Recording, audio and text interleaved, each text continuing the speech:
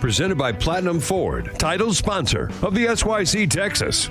The SYC Texas, presented by Storm Bowling, brought to you by Coolwick, official apparel merchandiser of the Storm Youth Championships, by PBA Junior, the PBA Youth Club for bowlers under the age of 18, and by KEGEL, built for bowling. By Turbo 2-in-1 Grips, 3G Footwear, Master Accessories, Ballard's Bowling Academy, by Pinwheel.us, Customer Relationship Management, by T&D Transportation, and by Quality Respite and Home Care. All scoring is provided by Bowlmetrics, official tournament management system of the Storm Youth Championships. This year, all SYC events and tournaments are aligned with charities, Ballard versus the Big C, and Make-A-Wish Utah. Now, live from Cityview Lanes in Fort Worth, Texas, it's the 2024 SYC Texas. All right, hey, what's up, everyone? Welcome to round two. Round two. For us, we got the peace symbol, right? This is a peace sign? Yes. Yes. All right. My name's Gary. We've got the superstar Steph Johnson. What's up, guys? In the booth with us, part of the duo. It's just one part of the duo. Yep. So what is that? A singular? A single? I'm a single today. It's a single. All right. We have round two. The competitors are just finishing up practice, getting started. So we're going to hear a word from our great sponsor, Platinum Ford and Coolwick, and then we'll be back with live bowl in action, round two from Cityview Lanes in Fort Worth, Texas. Proud to welcome title sponsor Platinum Ford, where right now you can test drive any new Ford truck, SUV, or car, and you'll get a free bowling ball. Restrictions apply. See dealer for details. Platinum Ford, proud supporter of the North Texas USBC and title sponsor for the SYC Texas. Storm Youth Championships are proud to welcome Coolwick as the official apparel merchandiser for all SYC events this year. Full custom, semi-custom, or just to be cool. Coolwick captures the spirit of the SYC. Coolwick, the official apparel merchandiser for the SYC.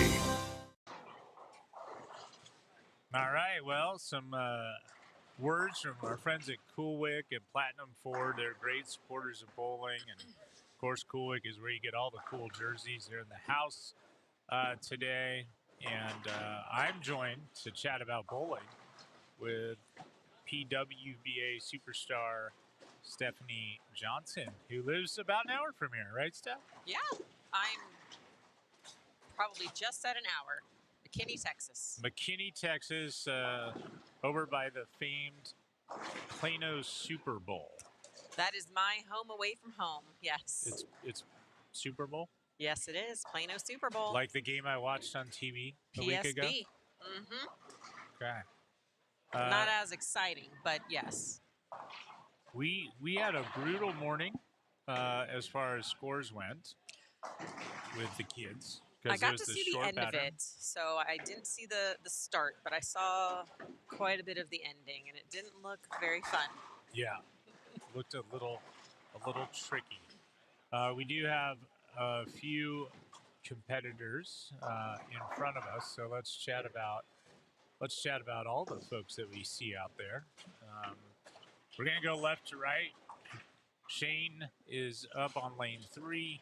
Keegan Alexander here on lane 4. Brady, Storms Bowling Science Kid, on lane 5, and Donovan Lake on lane 6 right now. So I think the kids are going to feel really good about bowling this afternoon because it's a different oil pattern, Steph. Yeah, I think, anytime you have a tournament that's got dual or 3 different patterns, you probably gravitate towards one more than the other. I would probably venture to say the majority of people would not pick shorts as their favorite. The scores are pretty low in the grand scheme of things, but medium to me, even though I think the scores will be higher, I think it's tricky as well, though, because most medium patterns, you can kind of play it from a few different angles. So hopefully everybody can kind of get dialed in and play it to their strength. But having said that, I think that makes the transition a little tricky. as far as moving lane to lane. So just something hopefully they can all be paying attention to. I like it. Because if I do understand correctly, they do not just rotate amongst their age bracket, correct? They will be crossing over to U12 and U18 lanes as well. Yeah. So, that's a whole other element too, as far as maybe lane play strategies. The way the boys play them versus the way the girls play them.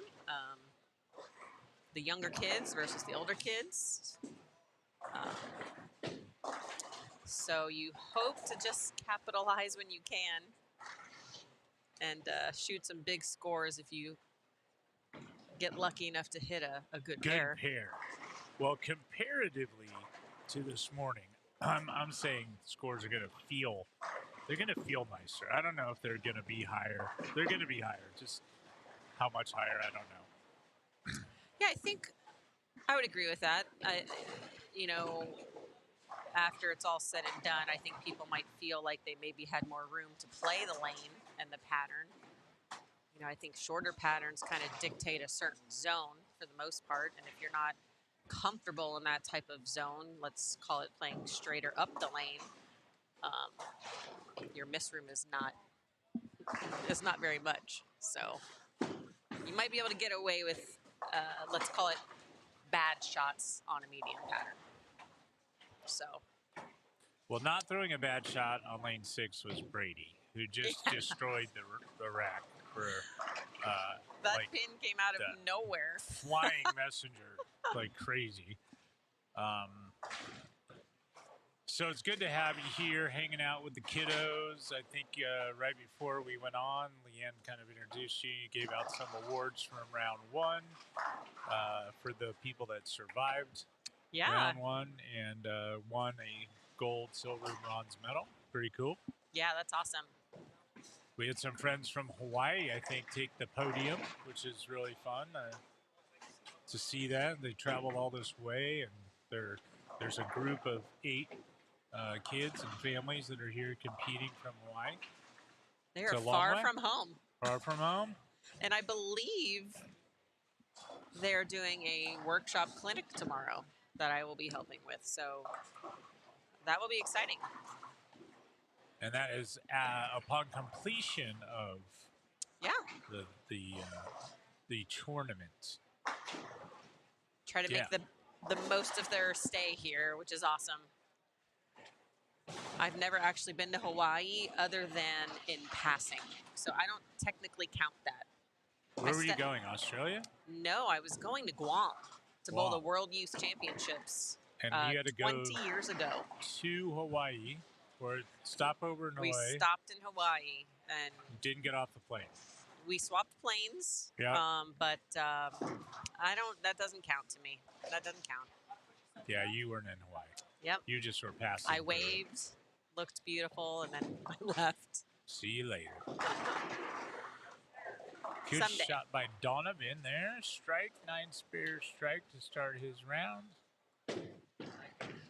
That's a good way to go. Yeah, I think too, be interesting when you chat with some of the players after the fact of, what their thought is. If they have a number in mind that they're trying to shoot, are they just trying to fill frames? I think everyone's a little different, but, if you can keep that ball in play, fill your frames, like you're saying, strike, spare, strike. I think that puts you in pretty good shape from both a mental and physical aspect. Jackson Witt, guess what? You get a chance to hit the head pin again. I don't think he liked that shot off of his hand. No, but, he's laughing at it. He's laughing about it. That wasn't his favorite. Luke looking for an early double and got 5. I saw a lot of that this morning. Luke. Not from you, though. That's where, you hope your misses you don't pay full price for. Like, I would rather have Jackson's miss than Luke's miss. Me too. That's at least makeable in my moving on. mind. Yeah, and it's just trying to keep your mind in a positive frame. You know, it's sometimes it can be hard when maybe you are a little lost. When the world is collapsing around you. Yep, and you. Well, that ball went. Bye bye. Bye-bye. Bye-bye, Brady. He did throw it pretty hard though. 17.9. Yeah. I don't He's know. firing it right now. I mean, maybe if I tried, I could do that, but I would not know where it was going. That's a good shot from Keegan. Shocking. Strike on the board. Steph, you were a amazing youth competitor, winning junior gold 3 straight years, I think. I did. It was 3 straight years winning junior gold. I True? did. Yeah. That's a fact. Okay. So what is it about youth bowling that you love then, of course, and now? So then and now. I don't know that it's changed much. I think what I've always loved about bowling is, well, there's a couple things, but the competitive side of it, I think, is what keeps you hungry to come back over and over again. And when you have a little taste of success early on, you know, as a youth bowler, you just want more of that because it's awesome. Which isn't to say it will always happen, but you at least in your mind know you're capable of it. So never in my wildest dreams would I have thought when I started taking bowling seriously that, hey, my goal is to win junior gold. I don't know that I can sit here and tell you that was an actual thought until I did it. And then I wanted to do it again. And then I wanted to do it again. And then I aged out of junior gold. So could be no 4P. No. But I'm not sure if that sort of answers the question, other than I think when you taste success, you just want more of it because it's awesome. But when you don't, it keeps you humble. You know, it keeps you grounded in the sense of there's no gimmies. You know, working hard is a never-ending thing. I feel like I work harder now than I probably did as a youth bowler, just with the ever-changing equipment, lane patterns. People are just smarter. Oh, yeah. So you just have to kind of keep up as best you can, you know? But these events are fantastic because they get to experience 3 mini tournaments within one big one. Within one big one.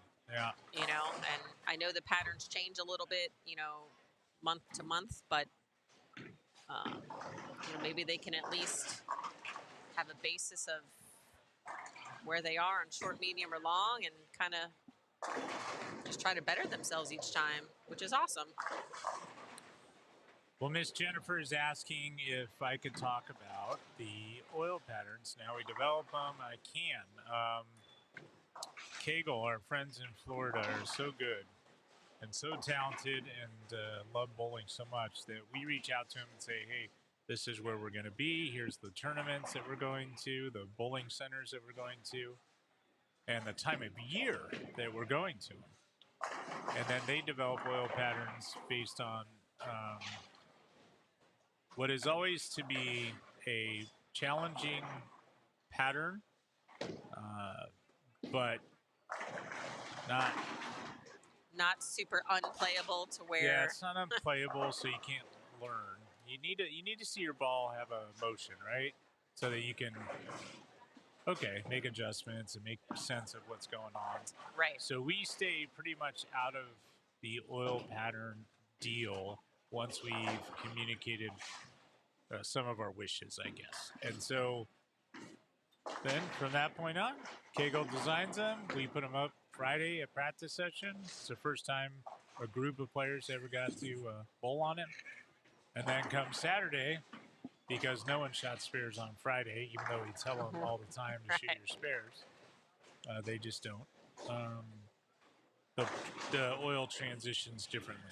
Oh yeah. And so then Saturday, everyone's really playing on them for the first time ever in competition. And we never know. If I was going to look at today's pattern or this afternoon's pattern, I would say, I bet there's going to be some pretty good scores. But then Steph just sat down and said, I don't think they're going to be as easy as you think they are. So I think that's really cool about the sport. And we'll see what happens at the end of the day if the lanes open up a little bit after a little bit of play, or if they just are tricky. I'll add to that, if the divisions stayed within the divisions, I think scores would be higher. True. Because of your comment of the way the lanes transition.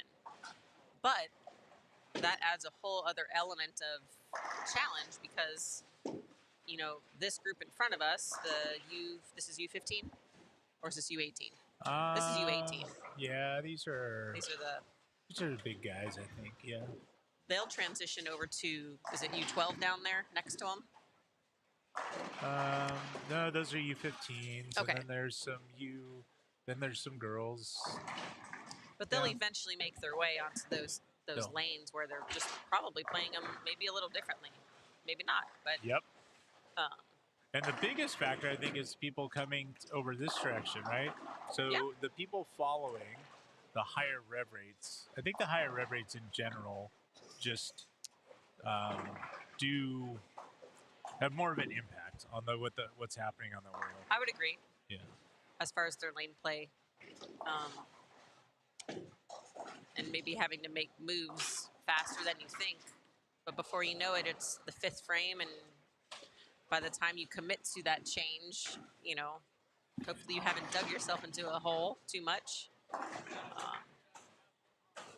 That's the love-hate relationship with bowling, Gary. Yeah. Love-hate. Love it when it's great, and we love to hate it when it's not. But here we are. We keep coming back. Keep showing up. I think one of the coolest things about bowling that I mention often is I think it's pretty cool, like you as a youth athlete back when you were Stephanie Nation, your main game, you were a superstar. And now you're a superstar, but you're married to another great bowler, right? I mean, he's a fantastic player. Yeah. You have children. You're a super mom. You work within the industry. You do work for both Coolwick and Storm. And who knows, however many other companies that I'm not aware of. And so you're still active at many levels, including being one of the premier players on the women's tour. And so I look at all that and I go, man, I know how hard. Like in the end, I know, right? When you're a parent, all of your time is dedicated to your kids, and now you in your case you've got kids, and then you've got a lesson business where people come take lessons from you. So you have an education business. You've got Storm. You do work specifically on the Rotogrip social media platforms, along with other marketing initiatives. And then you've got Coolwick, which you do some work with Coolwick on their social media. And then try to fit in some practice. Fit in some bowling and bowling on tour and being a top player in the world. I don't know. That seems like a lot. It's a lot of stuff going on. It is a lot of stuff going on, but it's work-life balance. I think everybody does it a little differently. I like to stay busy. I'd like to have a lot of different things going on. Yeah. But not everybody does. I feel like that's just my That's your my thing. MO. That's your mode. That's how I operate. Always on. Always living every day. I'm choosing happiness, Gary. Choosing happiness. You and me choosing happiness together. We are twins. I'll choose it for We're you. Twins. You take my happiness, and I'll be grumpy. But the long of that was that bowling's so cool because it's such a long sport. You can play as a senior like me, or Leanne, who's still, bowling 750 in leagues. Like, Yeah.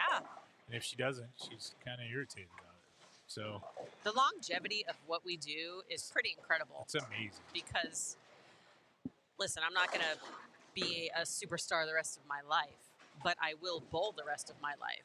And I think that's cool because I don't know many other sports that's a real thing. Right. And there's so much connection here when you sit back and you watch and you observe parents and the kids. It's a little family. Like, you create your little circle, and they live all around the country. But the one thing that connects us is bowling. And I think that's just awesome because I feel very fortunate that I figured it out when I was in high school, that bowling was kind of what I wanted to do. But it's just that little piece of love that we have for the game and the sport and everything in between. Yeah. That we share. And whether we're actually throwing a bowling ball physically, we could still be very much involved in the bowling industry, which is my lifetime goal. To be involved?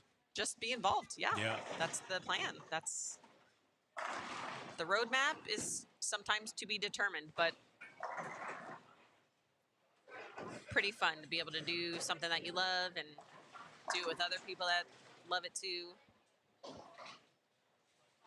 I don't know that there's a lot of people out there that probably get up and love exactly what they're doing. We talked about that a little bit in our Monday meeting a week or two ago, right? We did. I read to you guys my stupid thing I wrote about just being grateful. Like, I get to go to work every day and I feel that way. I feel like I get to go to work, where most people feel like they have to go to work. Right. I just don't really feel that way. I just feel like, man, I love my job. I love what I do. I want to grow this thing. I want more people to have more fun in bowling and do it as a sport eventually. And I'm cool if they just do it as a recreation and a game. I think it's both, right? Oh, yeah. You played as a game, you played it for fun. It's totally both. And then if you kind of, get interested in it, then you can play it as a sport. And the great thing is you're never going to master it. So just so you know, Belmo hasn't got it all figured out yet. Just FYI. No.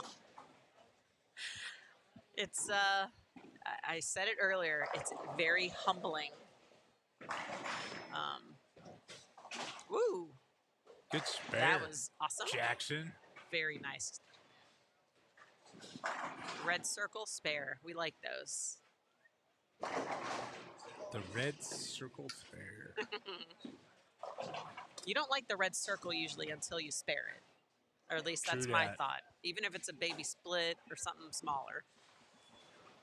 I think the baby split gets in my head a lot. I try to picture the 6-pin with it, but it really doesn't make it any easier. We'll take a Brooklyn double. I think Keegan Alexander is irritated right now. Is what? Irritated. We've gone through 3 balls, it looks like so far, that I noticed. But here's what I will say. In his defense, let's call it. When you're lost, not comfortable, it's very easy to cycle through ball changes to try to find something. Because if you dig yourself in a big hole game 1, sometimes it's hard to get out of that. Because we live in a very close-knit community where you are score watching whether you think you're doing it or not. And, wow, you see that pin on lane 6? Yeah, it's still coming out. Halfway? We have a really, really, really dead wood over there.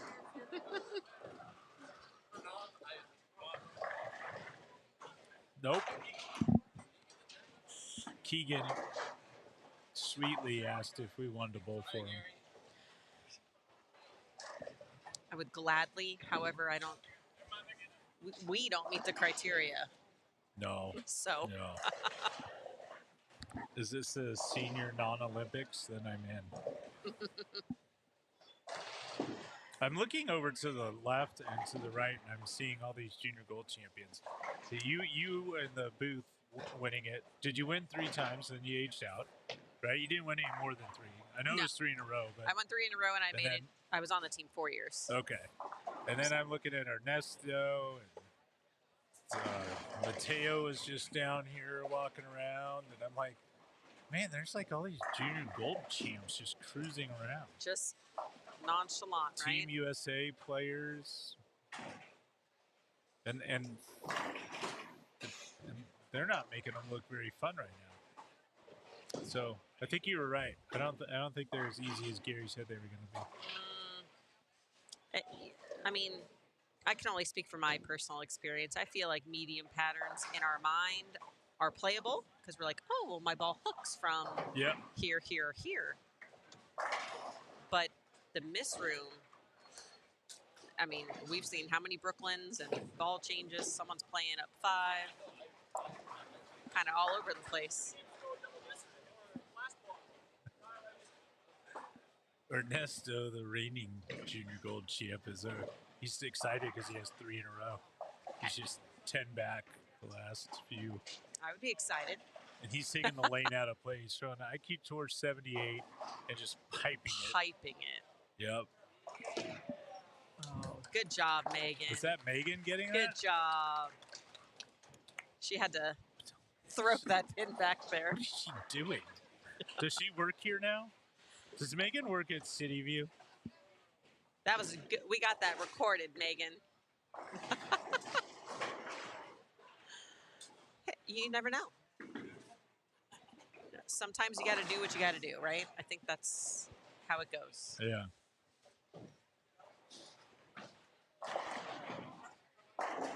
Does watching bowling make you want to bowl, or what do you feel when you watch bowling? Let's call it watching today, not just watching it on TV, but today. Yeah. Like, I love bowling, so to me. But does it make you want to bowl? Yeah, it does. Okay. It makes me want to bowl on something other than my league pattern on Tuesday nights because they're easy, and I bowl once or twice a month when I'm in town. Sure. So I'm not, and I don't practice, so I have no clue where the ball's going. But because so I average 220, which is sad. And then I come watch this and go, man, this is challenging. Like this seems like you got to be pretty sharp. And then you think, because I was the weird kid that growing up, like I liked to practice, and I liked to try to get better, and I liked to understand, and you know what I mean? Like it was fun. I'm a practice warrior. Yeah. I don't know. Sometimes it makes me any better, but in my mind, I feel like I could be doing a lot of other things, but I'm choosing to do this. So there has to be some love there.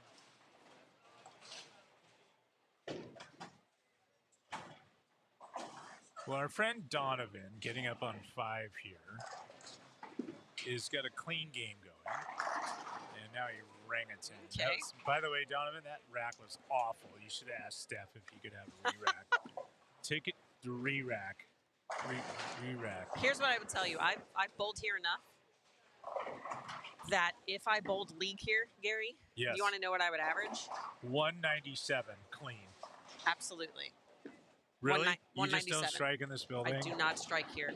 It's so weird. Isn't That it is, like weird lane like that? 5 is my struggle. That's your thing. Yep. It's just Do you know who bowls good here? Thing. Probably Diana. She bowls good here? Well, this is her center. Yeah. Carolyn. I know, but that doesn't mean they bowl good. I would like to think they I'm just wondering what ball roll matches up then. If yours doesn't.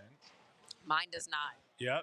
It's so weird that what's a place that it does match up for you? Where every time you walk into the building, you're like, oh, I'm home. This is so cool being back here. Well, obviously Plano. Plano Super Bowl. I kill it at Plano. Okay. But, gosh, I've had Any a lot tour of stops? I've had a lot of success at North Rock, which I think it's called Valero now. Yep. John Lacido Center. Oh, really? Sun In Valley Lincoln? Lanes. Yep. Always bowl good there. By the way, shout out to John Lacido, who I'm sure you're not listening right now, but you are A rock an star. amazing human being and such a talented business person. Bowling is just better with John Lacido. He's the Anyway. definition of a rock star. He is. He is so cool. If you don't know him, you should know. Yeah, so those are probably two of my non-home centers, I would say, that I always tend to bowl well at. But Yeah. we're not going there this year, so we'll see. We are going back to Rockford. I won my title there last time, so that's kind of cool. Rockford, Illinois. Cherry Bowl. Yeah. Cherry Bowl. You want to know a fun fact about Cherry Bowl? I'm sure you know lots of fun facts about it, but maybe not this one. Do tell. So, my college coach, Pat Costello, Yeah. she won the U.S. Open at Cherry Bowl.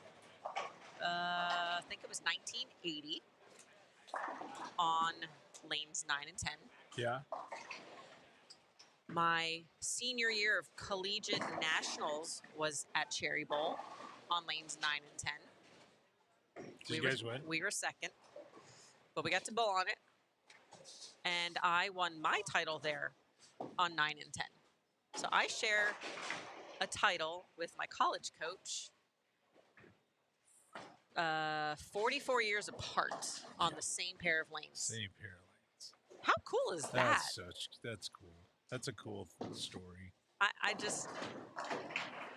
don't necessarily believe in fate per se, but there's some things where it's like, well, that was just meant to be. And I was the 5th seed that tour stop. So I ran the ladder.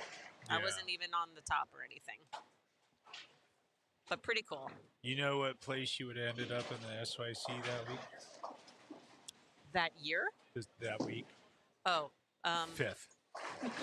I would not have had a chance to. No, we do total pins only.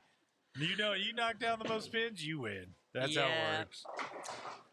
All right, Keegan Alexander in with 176. He saved it, by the way. It was looking scary for a minute. Luke in with 203. Joshua Sachs, 246. Both great game. Yeah. And Ryland with 206. So solid start there.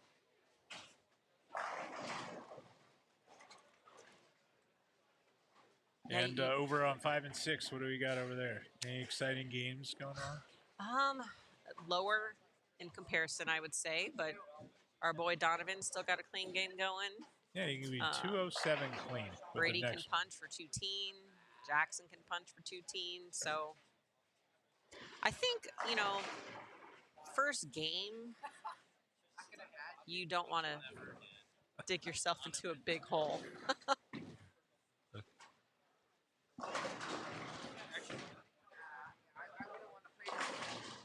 Keegan's stealing some junior mints. Maybe that's the good mojo. There.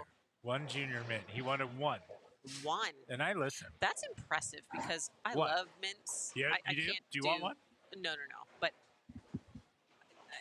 I just can't do 1. 1. Like 1 chewy mint. Like, give me the whole box. Junior mints in the refrigerator is our thing.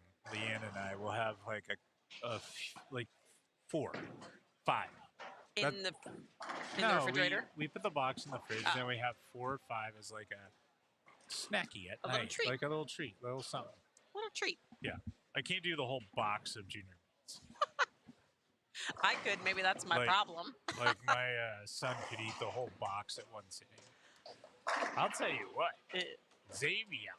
That's how I'm pronouncing your name. I don't know if I'm doing it right, but I'm going Xavion. I would. Yeah. Correct me if I'm wrong, but he throws Xavion or Xavian. awesome. It's one of the above. Yeah, let's go with both of them. Z. Can we just call him Z? Castaneda. Yeah. Nida. Castaneda. There you go. Nida? Nada. Castaneda? Nada? Nida? I think some combo of those options is correct. I like the way he rolls it. And he throws it hard, too. He He's is the polar opposite of me. Rapid fire. Me Ready, go. Me and Z throw it the polar opposite of each other. I throw it slow and awful, and he throws it fast and good. That's so fun. So fun. My rev rate compared to his is snail. It's just different. It's just different. It is. We're not going to say one's better than the other unless more power and more ball speed is good. No. We're not saying it. Oh, I did not say it. Those words never came out of my mouth. Oh. 0. 191. Fair enough. I mean, some of those kids would take a 191. We're looking at 7 and 8. We're We got taking a 115, a 138. We got a high game over there of 168. So. All right. Well, Steph, thanks for hanging out this game. I know you're going to go walk around and say hi to everyone. I'll And be then back. maybe come back in a couple games and check in with us. When we get a okay? new group here. Yeah, we'll get a new group. And we'll be back for game 2. I'll go find another victim to hang out with everyone in the booth for game 2. It won't be Steph this game, but she'll be back later. I will. Bye-bye. Bye.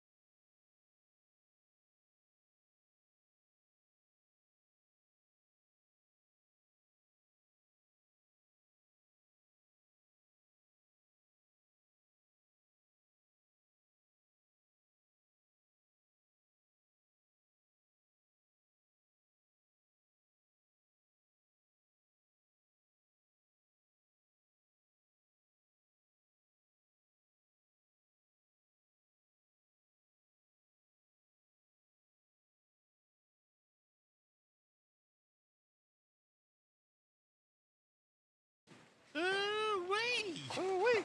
Ooh-wee. We're back. It's game two. It's Gary. Cool. And look who I just found right here.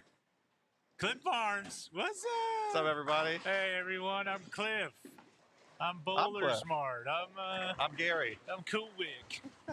Be part of our cool crew. What's going on? Nothing much, man. Watching these kids.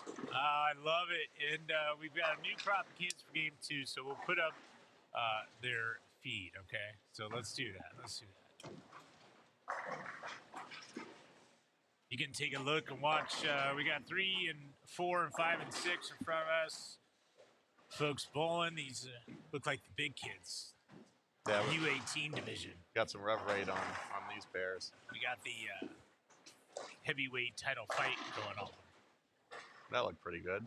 From Michael down there on lane 3. Yeah, that was pretty sharp. Aiden Watts. That was good. Didn't get the 10 to go. It's a little tricky. with the spares sometimes. Spares. Just push the reset button. All right, listen. We got some great bowlers. We're going to talk Cool Wick. We're going to hang out with you all. And someone... That's it. Keegan's reporting that he likes the next pair better.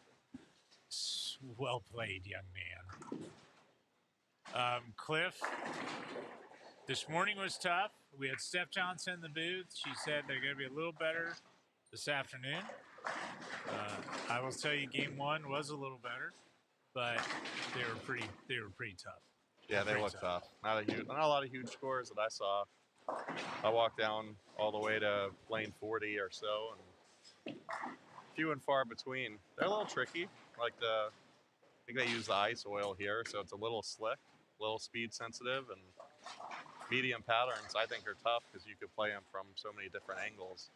So it's getting all technical on me. Yeah. How about this? Grab a Cool Wick jersey, grab your favorite storm ball, and let's roll. That's it. That's the solution. Well, that's the way that I like to play it personally. Yeah. It's much easier that way.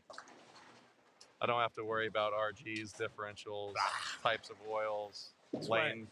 That's why mills. you used to have a guy called Sean Ryan. Sean Ryan used to be a guy that was our Yeah, guy. tell us where to stand. Yeah, Sean, where do you think? Sean, Sean's what do the you got guru. for us? Sean knows what to do. Sean knows what to do. Just point us in the right direction, Sean. Making friends with Platinum Ford, right? Adam? Yeah, what a Cool great guy. Adam's. I see why everybody around here talks so highly of Adam. Yeah. Like the whole Dallas-Fort Worth area. Yeah. There's quite a few people here. Yeah. They all love Adam. They all love Adam. Adam's their superhero. Yeah, I guess he's got a cardboard cutout. You know about this? No. He's got a cardboard cutout that he brings to league night. Of Adam? Yeah, he writes on it certain things, and him and Chris Barnes have a little rivalry going on with this cardboard cutout. Sounds pretty entertaining. I want to go watch. It'd be fun to show up on a league night and watch those guys go at it. Yeah, maybe I'll change my flight, stay over, and watch them bowl league. That's my good use of my time. I hear Adam's quite the trash talker too, in a fun way, like good trash talk, motivational trash talk. Yeah, I like it. Well, Platinum Ford's got a lot of cool things going on. They love bowling, and so we support them. And if you want to support them, head over to PlatinumFord.com and go check out a lineup of Ford trucks, and new and pre-owned. They got them all. And I might just drive home in a truck come Sunday. You need a truck, Gary. I might go get a truck today with Adam. You've been talking about a truck for a while For a now. long time. You need a truck in your life. I need a truck in my life, people. I do. You'd be a True pickup that. man. Yes. Pickup man. Something ladies love about a pickup man. Leanne would love it. That's right. Leanne would love it. All Looks right, like the scores Cliff. are getting a little better here. Yeah, they're getting a little better. Let's see if our Cool Wick website's still up. Yeah, I got it still up. Look at this. We can go get all kinds of cool stuff, right? It is still up? Yeah, look, it's still going. I've got on our webcast right now. I see nothing but Storm jerseys. This is my favorite website on the internet. Automatically. It's just all Storm. They just randomly, automatically knew to pull up all these cool little deals. Is it true? What's this say? What does this say right now? Get 5% off your next order. So it's You can practically stay cool. free. Practically free. Stay cool with 5% off my next order. Look how happy So- that guy is. Look at how he's super happy. He follows through with his thumb up in the air. He's giving us the thumbs up. I think that's what I've been doing wrong with my bowling. Yeah. I don't give it the thumbs up. Send me the deals for 5% off. Okay, let's just say I'm gonna do that. I've already done that, but I can peruse, and you guys can customize all of these jerseys that I'm looking at right now, right? Yeah, that we're just going through. All the jerseys, the quick ships, Yeah. the quick ships are all pre-made. A lot of people really don't care much about adding, a vice patch or a turbo patch, or they don't want their name on the back. They're just looking for a cool shirt quickly. So we ship those out usually within 24 hours. We do have this thing called now Fast Track, which is a cool look jersey that if you want to add your name to it, you can add your name to it and it'll ship within 7 to 14 days. So that's our Fast Tracks. Those have been going really well. So a lot of people, again, they don't really care about adding a bunch of different types of suppliers, vendors. They don't want to NASCAR the shirt up, right? They just want to get their name on the back and look cool. So those have been going real well. And yeah, then the full customs, of course. You can get a shirt with Storm and 3G and Turbo and all your other favorite sponsors that you want to put on there. Yeah. I want to do the opposite of what you're saying. I want to NASCAR up, and I want to put NASCAR up. I want to put like Junior Mints on one. Like I want to. I mean, I said that because we were eating Junior Mints earlier. I just want to put Junior Mints all over my jersey. Creamy mints and milk chocolate and pure milk chocolate. Yeah. Who doesn't like Junior Mints? Who doesn't love Everybody Junior? loves Everyone Junior Mints. Come on, Cliff. I don't know if I could trust somebody that didn't like Junior Mints. And dogs. And dogs. And bearded dragons. Bearded dragons. You gotta like Braun. Which was not my choice, by the way. I didn't name my dragon Braun because of any NBA player affiliation. I thought originally it did because you're into the whole card collecting and you know all about sports memorabilia. So I thought, oh, maybe you named him Braun because that's like the legit superstar or whatever. But apparently, no. Yeah. No. I respect Braun.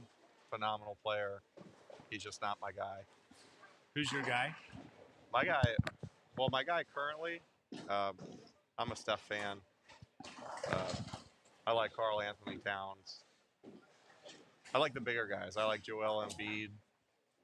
Like I grew up in the 90s with Shaq and Ewing and Akeem and Robinson and Duncan. Those guys would get in the paint and they would bang on each other a little bit. It's a little different game now, but foul. It's a little different now. That's rough. Now you're gonna take 4 shots. Touch someone. You run down and shoot the 3, and you grab the rebound and run the other way and shoot the 3. It's just a different game, though. It's still entertaining. It's just different.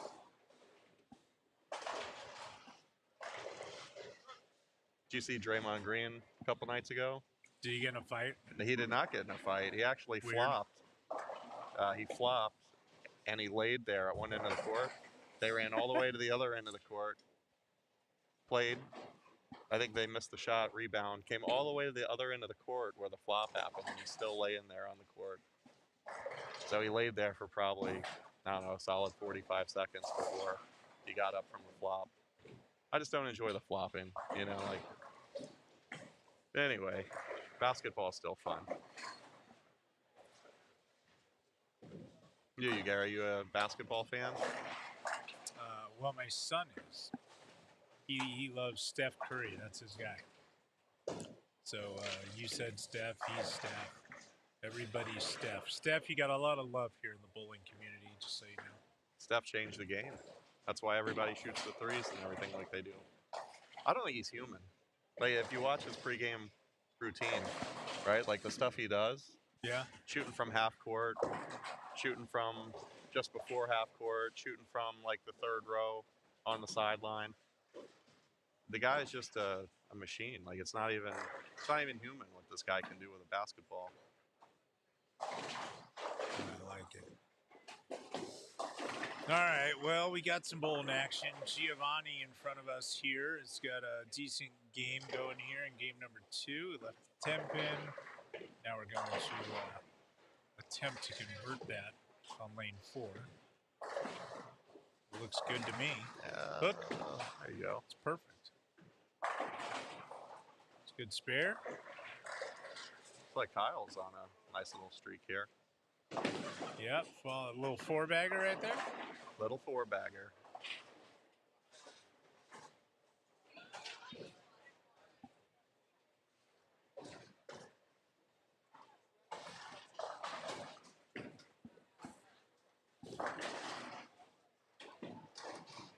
I don't know.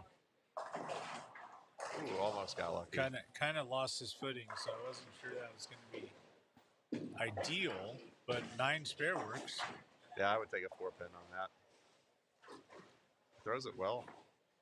A lot of these kids throw it great.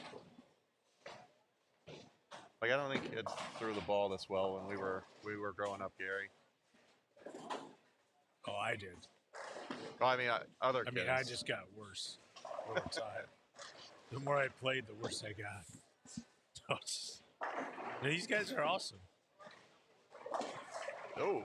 And, yeah, almost making the Greek church over there, Gavin. Giving it a run.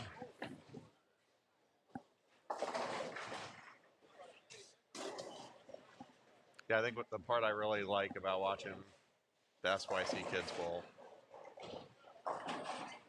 is there's 180 in the field today, right? And I feel like the 180 that are in the field are usually pretty talented, right? Like they're either here because they're super talented or they're here because they're talented and they're learning, you know, and they're working towards something.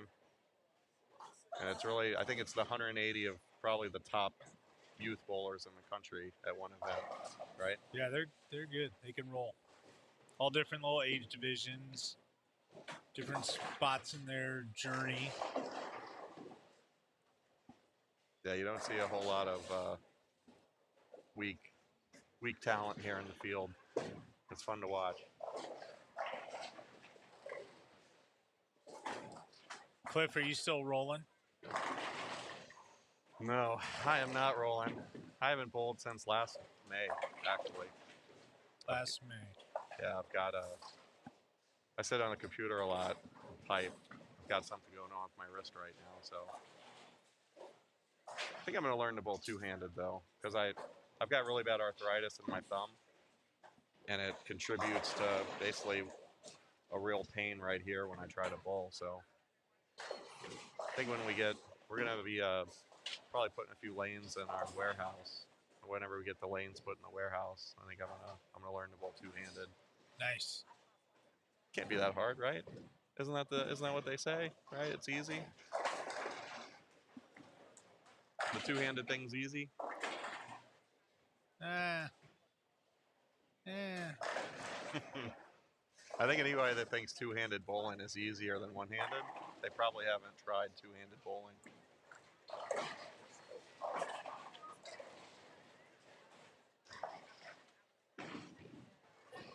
You ever tried two-handed bowling, Gary? Yeah. It's hard, right?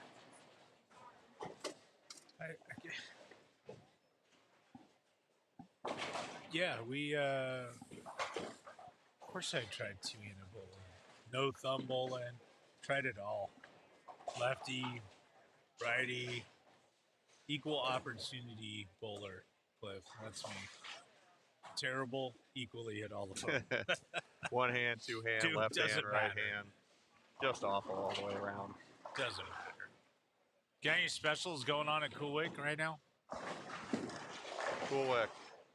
I don't think we have any like sales specials going on. I think we're gonna do something for St. Patty's Day. We're working on some St. Patty's Day stuff right now. Nice. So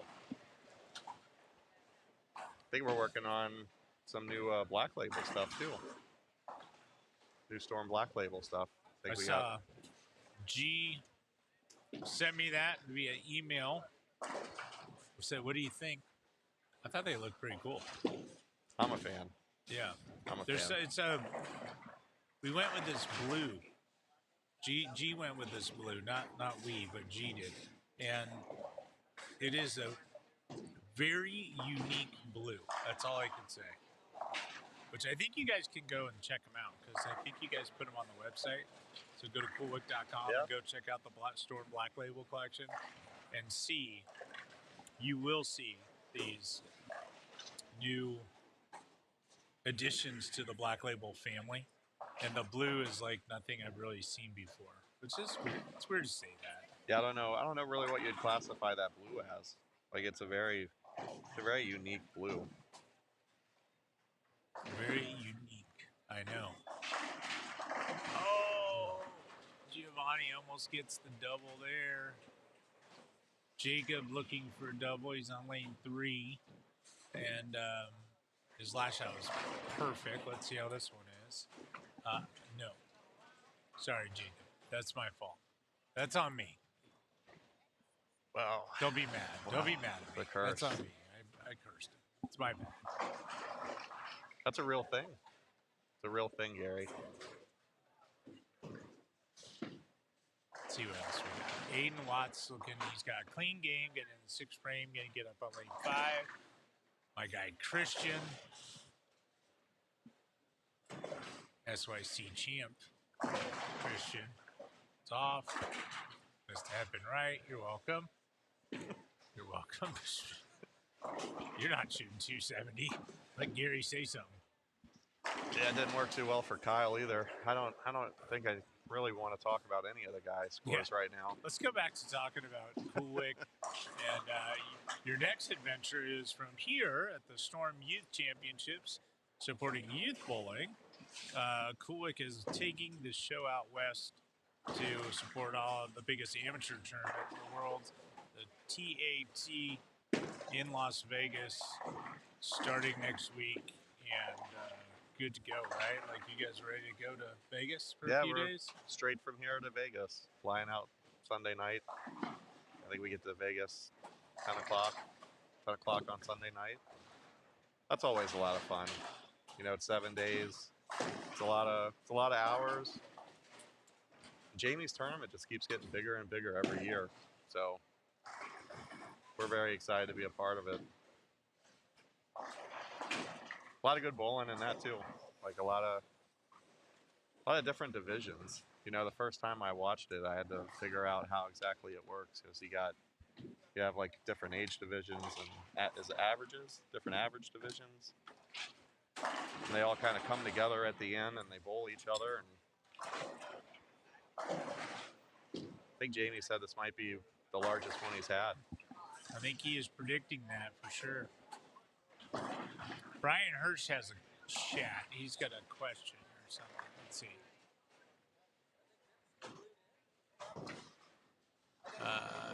Did G and Nick give you the card of Mason to you? We don't know. I don't know, but I'm going to ask him. You haven't even been home in a month. Yeah, I haven't. Like, what? He doesn't know what's in his mailbox. My man Cliff's been on the road for over a month, so we've had a pretty good stretch of travel here. So, but thanks, Brian. I'll check with Gerald and Nick and double check. Brian, you know Brian? Of course. Brian's awesome. Long time. He's a great guy. Yeah, long time. He loves bowling. There's a lot of good guys in this industry that love bowling. That looked pretty good. Nice shot from Michael on that one. How good does he throw it? 18 plus miles an hour with all that torque. Oh, pretty good. I like it. Polar opposite of me. Shot, Christian. Yeah, Christian throws it good too. Nice man. That was a great shot there as well. Gavin labeled it. Probably throw it as good as you did when you were a kid, though. Yeah. Sure. Nope.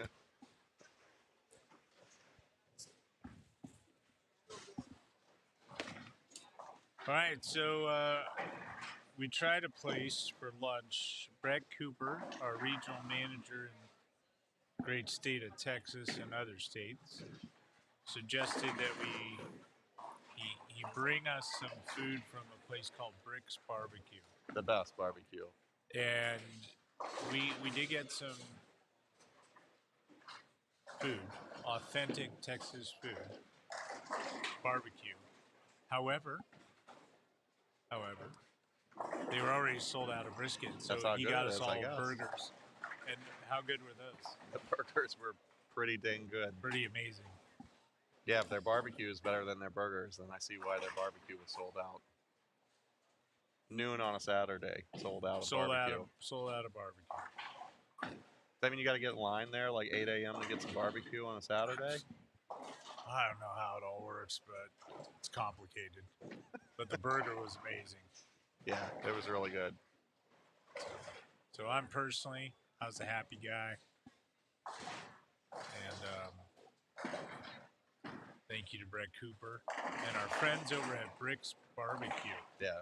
In Fort Worth, Texas, it's downtown area. Check them out if you're cruising around. Brick's Barbecue with phenomenal burgers. Brick's Barbecue. You know what I liked about the burger, Gary?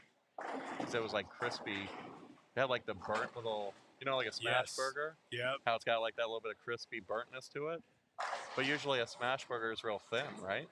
This thing was thick, like an actual thick hamburger, but it had that crispy smash burger texture to it on the outside. It was awesome, and that sauce, that barbecue sauce that we got with it, Yep. phenomenal. So good.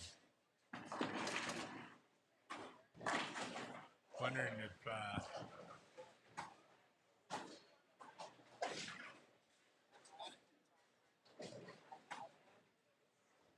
Be much of a different barbecue sauce type of guy, Gary? I don't like the vinegar. I don't like when you You get don't on like the East Carolina Coast. style? No, No? Carolina. For G. G don't like Carolina. I like Kansas City barbecue. That's my favorite. Yeah, Kansas City's good. I felt like the barbecue sauce we had today was almost like a mixture of it, though. Like it wasn't like the Smokier. thick. Yeah, it was smoky, and it had like a little bit of a Sweetness. vinegar type texture to it. Oh yeah, it was like it was wasn't in between. Kansas City, and it wasn't North Carolina. Right. There's something different about it. It was like a mix. It was like the best of both worlds. Is that how they do it down here in Texas? Yes, they do it up right. I'm a fan. Do it in upright. Pick 'em up trucks. Bowling. Barbecue. What else is there? Pretty good. Dogs. Hey.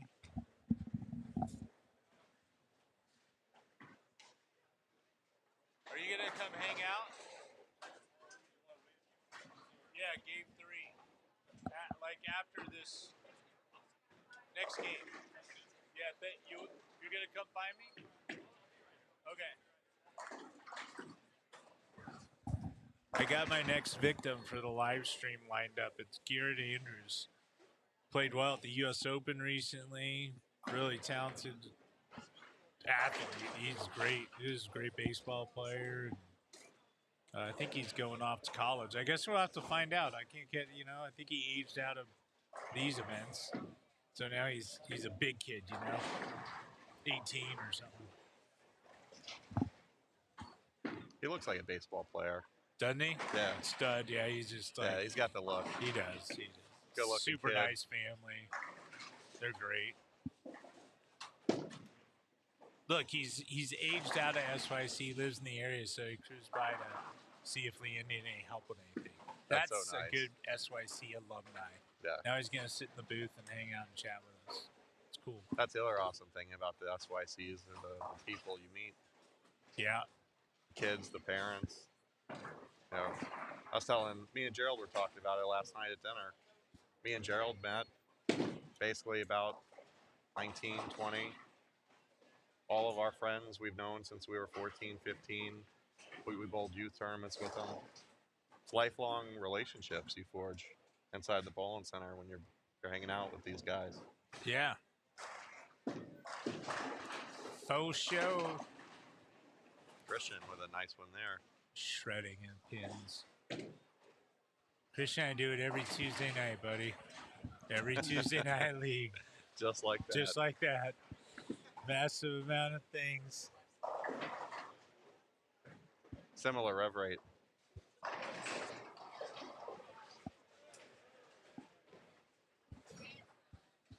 Similar rev rate. 100%. 100%. What's your style of play, Cliff? I've never seen you bowl. Do you like to curve it? A rev guy? Straight player? 30 years ago, I was a rev guy. Wrist brace? No wrist brace. Broken back? Nah, So no wrist it's brace like- for me. Like, So you can throw it real straight, Ernie Schlegel style? yeah, I like it really broken wrist brace. Yeah. You know, like It's just, I like it almost Knuckleball? like thumb first when I release it. I like to really shove it down the lane. That's my favorite. so you used to be a high rev player. Now you're a straight player compared to everyone else. Yeah, I think the last time I saw my rev rate, it was like 420. 420. That's a lot. But it was all the wrong type of revs. I mean, I grab it at the bottom and look like I'm trying to throw it through the ceiling. It's totally not what you want to do. Yeah. But we grew up on That's Guardian. my style. That's your style? That's Oh, what yeah. you do? Big crank. Yeah. Hold on to that thing. Hit up on it. Like I'm trying to Spin squeeze it to get juice out of it. Spin it. Terrible. Get around it. Like throw my elbow out. Tommy John surgery every week. Yeah, that's your style, Gary? That's it. Getting all the elbow in it. All the elbows. Thumb first release and all the elbow. Yeah.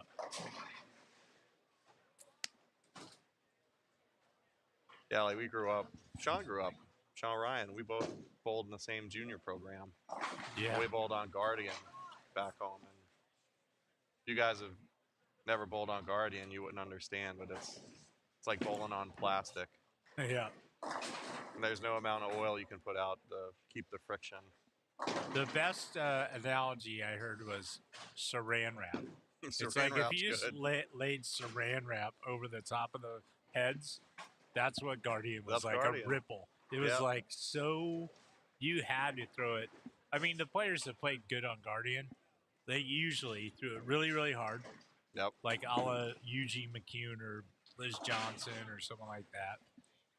And most of them that really liked it, kind of were a little straighter with it.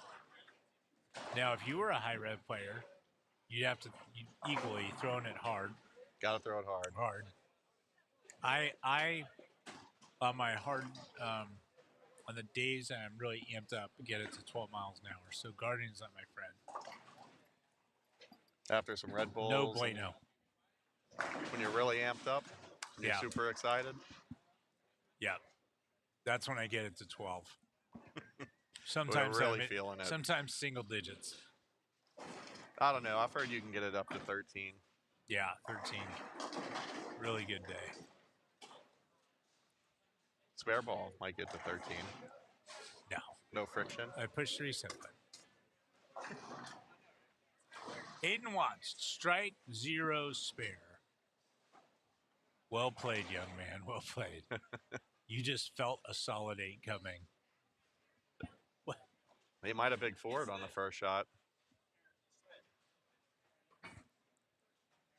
Christian, me and you throw it like twins. Like we're the same. Our ball roll, our ball speed, everything about the way we bowl. That's what we're talking about. Right? Yeah, have you seen Gary Bowl? No, I've actually not. I would have thought him throwing it was you, but he doesn't have your hair. Just straight twins. I throw the polar opposite. I'm just kidding. Oh my gosh. Yeah, what a great group, man. Yeah.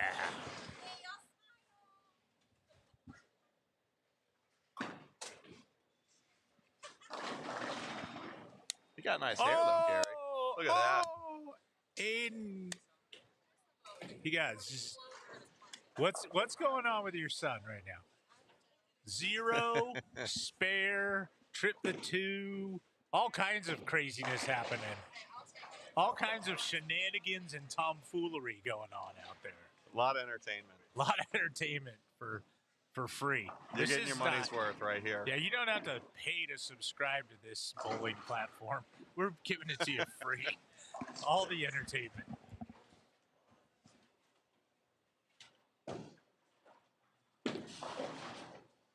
What do you think's going to happen? Look at my guy Goodman from San Francisco says, "Burn on the fingers, true bowling." Yeah, my man, he That's knows. good. Goody knows.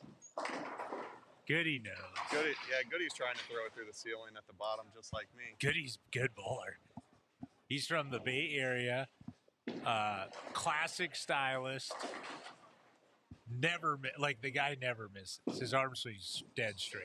Yeah. So it's very hard for him to make a bad shot. Yeah, Goody. Goody can roll. Goody. Goody can roll.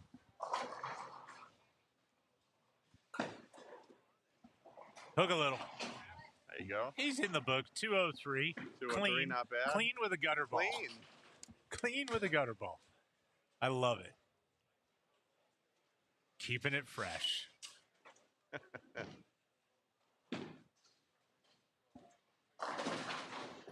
All right, we got a new crop of bowlers coming to 3 and 4. We'll talk to them about them in a moment as we're letting clean game with the gutter. Absolutely, that's a clean game. And you didn't lose count because it was on a 1-bagger. And then, The one bagger. yeah. Strike 0, spare, trip 2, Brooklyn. That's a hard-earned 203. That's not hard to plus 3. Boom, Plus boom, 3. plus 3. With all the excitement. You don't get that kind of excitement with plus 45. No.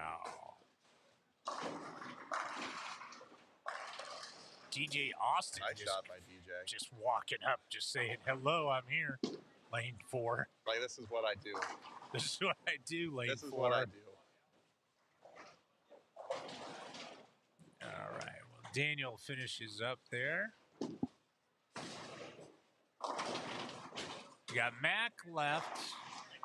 Brandon, who's found his way here. He struggled at the beginning half of the game. Now he's on a little string, 3-bagger. Let's see if we jinxed him or not. Yeah, he missed that pin. Okay. Yeah, that's why I'm not saying That's our anything. fault. No, That's that's your one's fault. on Cliff. That's on It's Gary. a Coolwick jersey. That's a Cliff jersey right there. That's I know a my cloud powers. I'm not saying anything. Cloud Powers. McKellen. It's off. There you go. Dead Look at flush. that. Nice. That's a good strike right there. Yeah, that was 3-bagger. solid. Seeing it finish with 190. Saved this game. He had a rough go of it at the beginning of the game, too. Yeah.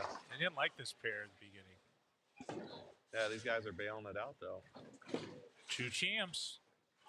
Nice shot by Austin. Austin. He's sporting one of your Coolwick jerseys. I Yeah, see looks a lot good. of your Coolwick jerseys out there today, bro. Yeah, it's really cool to get the support from everybody. I like it. That's nice. Yeah, we appreciate it.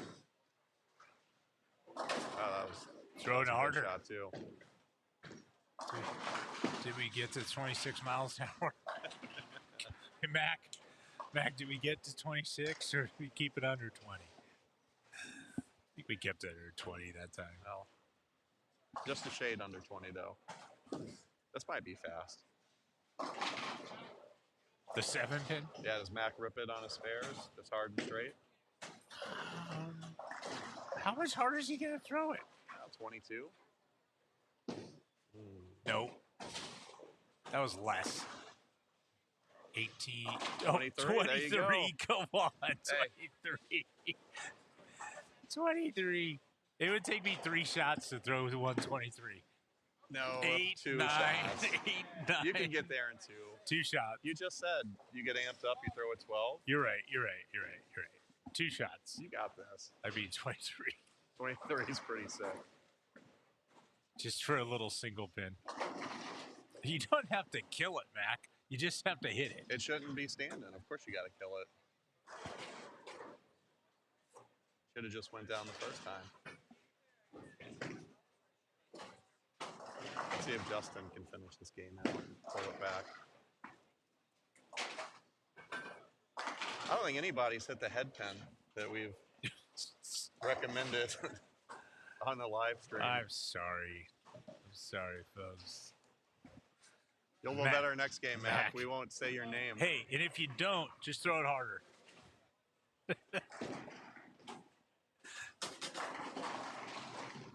DJ Austin.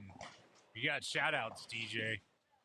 The fans are fanning over you. They want DJ.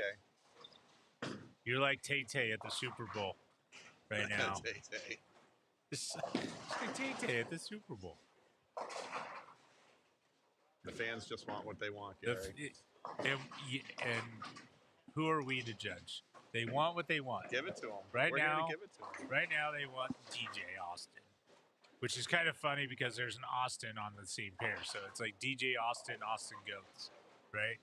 It's a lot of Austin going on. And we're in Texas. We're in Texas. Not too far from Austin, right? Right. A couple hours. Maybe. I don't know. Texas is like 14 hours wide. I don't even know. Yeah. I have no geography skills when it comes to Texas. All right, what's Aaron got going on over there? He's got strike 9 out, dead flush, solid 8. Yeah, he probably wishes you didn't mention his there name. You go. That's what Sorry, he's got. Aaron, our bad. Hey, but you know, it was a good shot. I don't know if that counts for anything. Shot. And the roll 2, William Jewell. He's rolling the 2. You just got to say the name after they throw the shot. Yeah. All right, all the DJ Austin fans in the chat. You guys getting up on lane 4.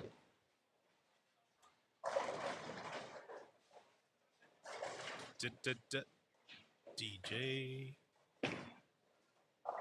No wasting no time. It's off. It's strike. 3-bagger. Everyone go crazy. Everyone go nuts. I like that style. I'm not wasting any time. He wastes no time. DJ's like, listen, I know what I'm about to throw down. I'm going to get up, and I'm going to let her rip, and they're going to fall. That's it. Why do I need to pay attention any more than I'm going to do this? Like, I'm going to get up there. This is what I came to do. What am I going to stand on the approach and There's think no for? thinking needed. Right. I know what I'm here to do. Knock them all down. Austin. And the there other you go, Austin. baby.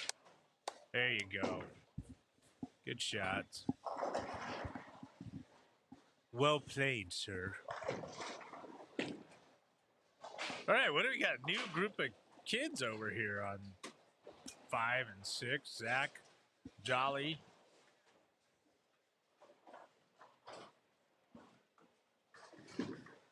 Alphonse Brown III.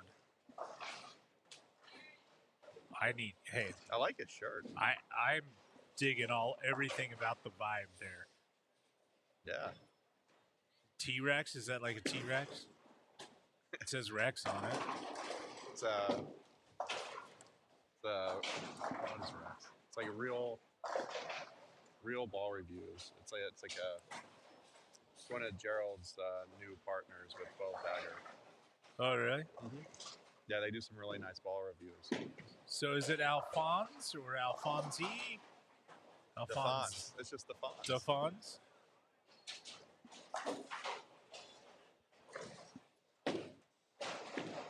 I don't know if anybody knows who the Fonz is, Gary. I do. Gary knows the Fonz. Oh, my guy, William Smith's Wow, on that was this a great pair. shot. Way to go, William. Let's go. Let's go. William Smooth Smith is stroking from lefty. Smyrna, Tennessee. Suburb of Nashville, Tennessee. The great city of Nashville. Nashville's awesome. We're going, Cliff, me and you. I love Nashville. Anytime you want to go, I'm in. And we're going to say it's for work, but it's not going to be. It is for work. No, it's not. You gotta say it's for work though. No, but we're gonna say it's for work. Yeah, it's for work. Yeah, well, that's what I meant, everyone. We're really going for work. We have big business on Broad Street or Broadway, Broadway or something. What is it? Broadway business. It's Broadway. William. Whiskey. What is it Broadway is the name of where all the country artists go to play in Nashville? Where all the country bars are in downtown Nashville when they play all the country music? It's called Broadway. Broadway. All right. Broadway. That's what we're talking about. Xavier's on that pair too, my guy Xavier over there. Newell. Yeah, it is Broadway. Okay. Wasn't really sure, Cliff. Well, that's why we need to go check it out to be sure. We got to ask our people. The people know.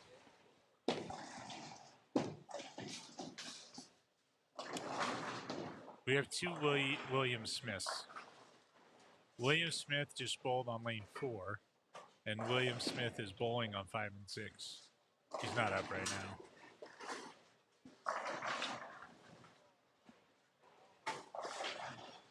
We got a William Jewell.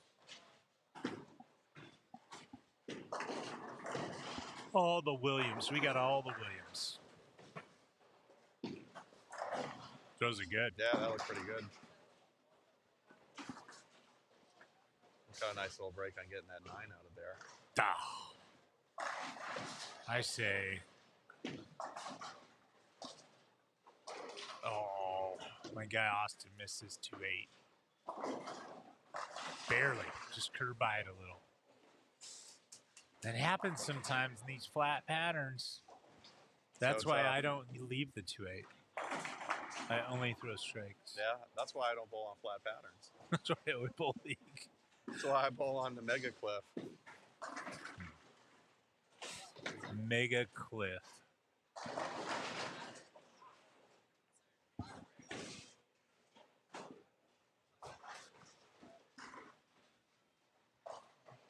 All right, for all the DJ Callan fans, he's coming back up here on lane 4. Is that his name? DJ Callan? No, this is DJ Austin fans. Oh. Yeah, you're thinking of... Different DJ? You're thinking of a different DJ. Different DJ Khaled. Xavier? Good shot, buddy. Good shot. That's last. Yeah. Oh, and it hooked.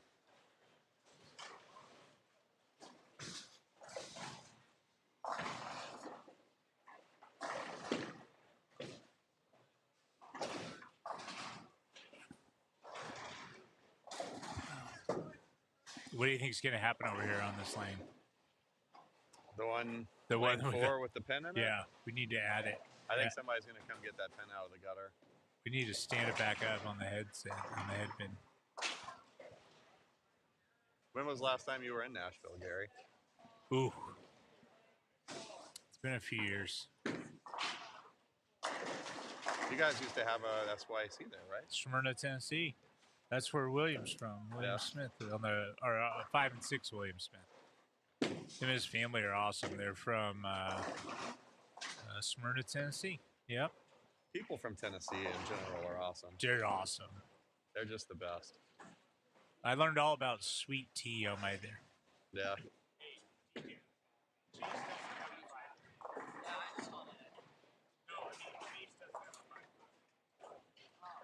Yeah, he needs a 5 pin.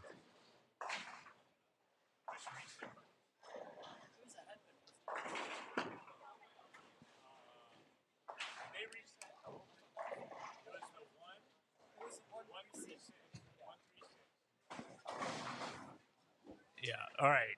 3 and 4 are up to their old shenanigans again. They're struggling today. No 5 pin on lane 3, and we respot the wrong stuff on lane 4. It's got to be the 1-3-6. 1-3-6. Close. 3-6-10. Although, if we could just if we could give them any 3 pins to have to shoot at, what would we pick? Like I would go like 1. I don't think I'd go 3-6-10. 1-4-10 or something like that. Like that'd be funny. That'd be 1-4-10. Do I want to make it? No, we're not shooting it. DJ shooting it. Giving DJ the Yeah, gauntlet. give him something to try to shoot at. It's always fun watching people shoot the 5.710. 5-7-10. Ouch. Yeah. That's always my favorite because you can be a real hero in one shot because you're not a real hero leaving the 5.710. Right. Yeah, but if you make it, Then you're legendary.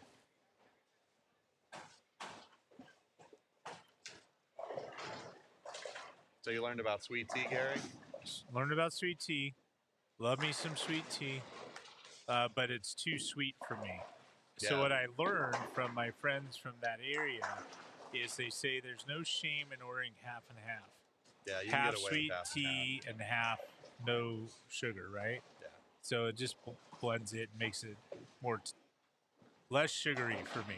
It makes it tolerable for the people that aren't born Sweet. with syrup running through their veins.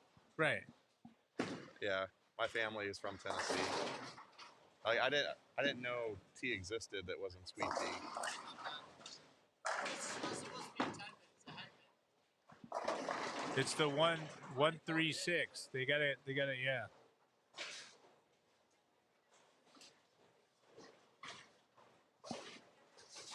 DJ Khaled's got time to work DJ out. Khaled. He's got to work out a new song now.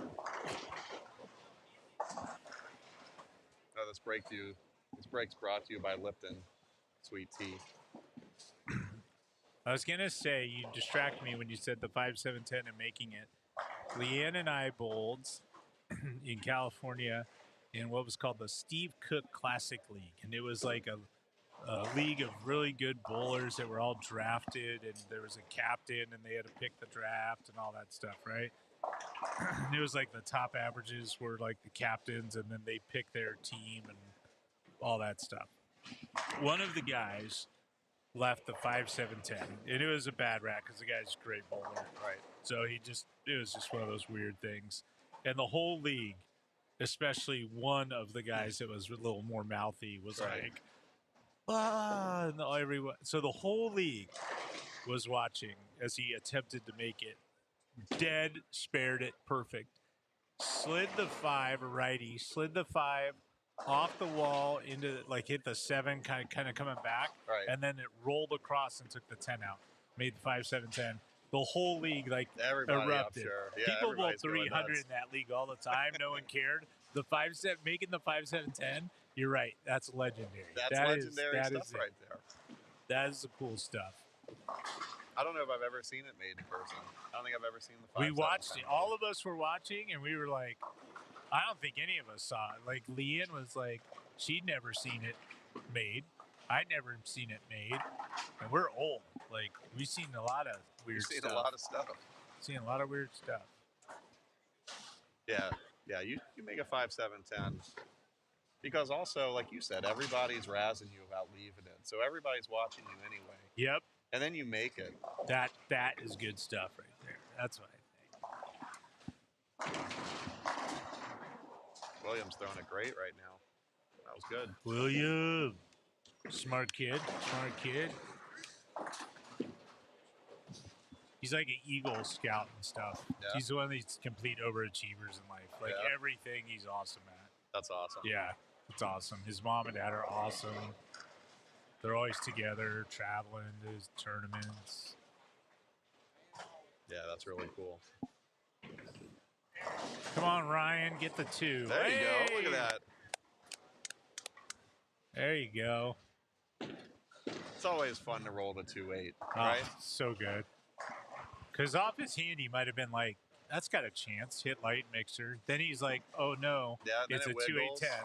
Yeah. It's open. And then it And then carries. it's glory. Now it's a double. Now you're the man. Now you're the man. And you Yep. could roll that into like 3 or 4 or On the house shot at least. I don't know if we're doing that now. I got faith.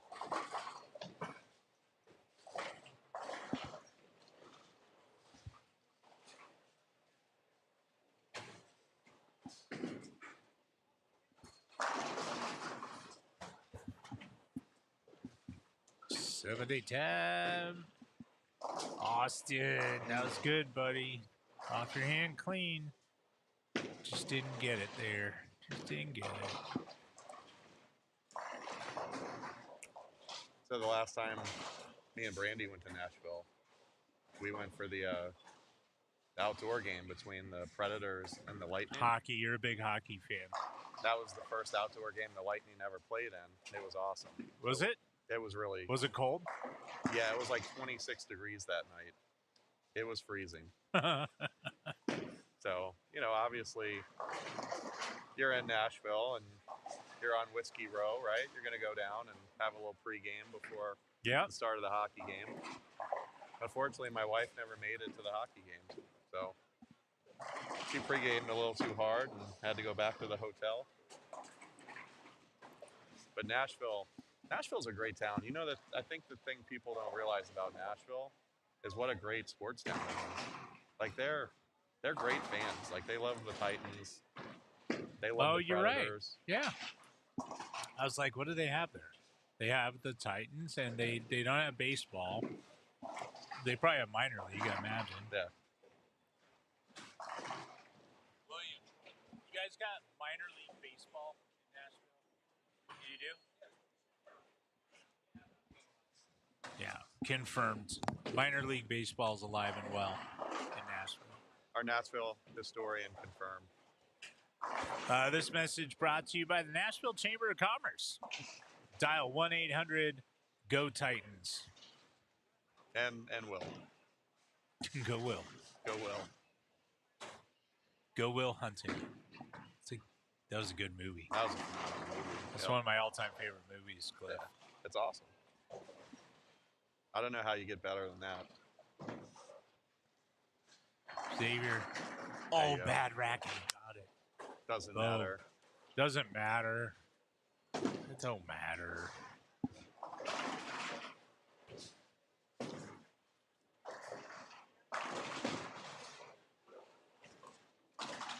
I appreciate Nice sack spare there. this William going by Chase on his shirt to make it different from that William. Otherwise, we'd have two William Smiths up right at the same time. That was really good planning by Chase. That was good. Way to go, Chase. Team player. Always a roster on our team for team players.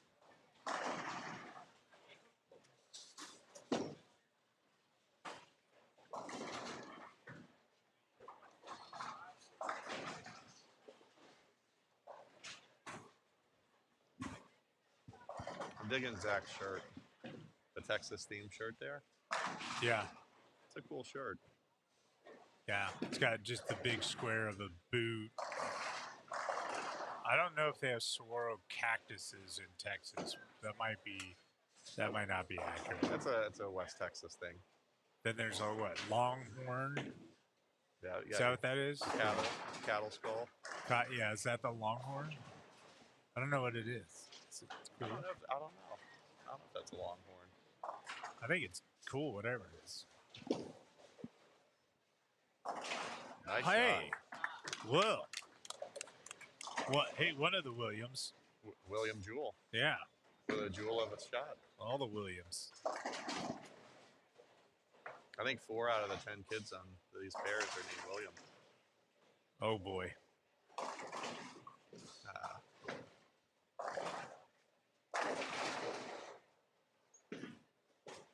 There you go, there it There is. you go, DJ Austin DJ.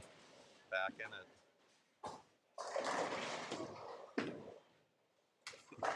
You said DJ Khaled. That was awesome.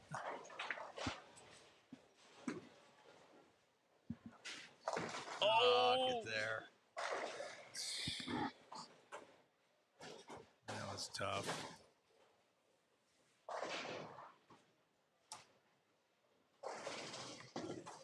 Feel good about Ryan's shot here. He rolled the 2-8 on this lane last time. I feel like he's. If it was me, I would yip on it more and I would go, big four or something. 4 through the face. Yeah, but he won't. He's gonna get off his hand clean. throw pins around. That's He my turned that prediction. 2.8 into a turkey, so Yeah, I feel good about this. He's gonna turn into something more. There Get you go. Man, that was a great shot. There you go. Yeah, that was a great shot. Sometimes that's all you need, that little bit of a break on a 2.8. Little break. You're off to the races. Now he's got a 4-bagger. Just like that. Feels good to get away with one every once in a while, right?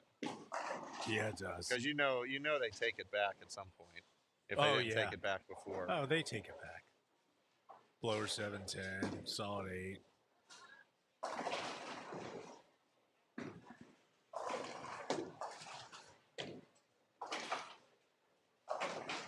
Xavier. Yeah, Xavier's got a nice game going.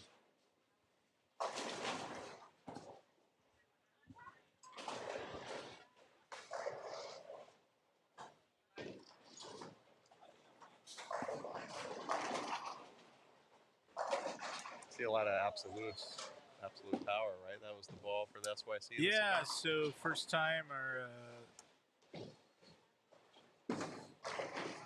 our new president at Storm. Took me a minute because it's not really new. It's been like 6 months or so. New. But newer president, Tyler Jensen, who lives in Fort Worth, who came by the tournament yesterday. He wanted to do our newest ball. He said, "Let's give the kids the newest ball and see if they enjoy that." Yeah, which absolutely. Historically we don't do, but we did.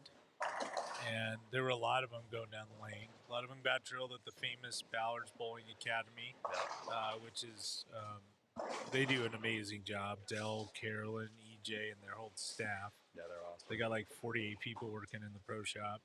So they're all drilling out absolutes yesterday and the day before. So what an awesome shop, too. It's gorgeous in there. It is beautiful. Well stocked, it's clean. There you go. Talk about giving them back. Solid 9. There it is. Nice shot by one of the William Smiths. One of the many William Smiths in the field. Better known as Looking Chase. for a big double. Oh, Austin. Oh, he didn't. He thought he liked it. I thought he liked it too. I liked it too, Austin. No consolation. Doesn't help you at all. But you are in a strike, so if you make the spare, it's like going solid 8 spare.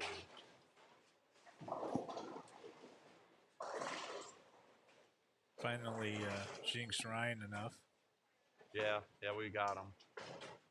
And Xavier. Cool. Yeah, we're getting everyone. Everybody's giving it back. Yep.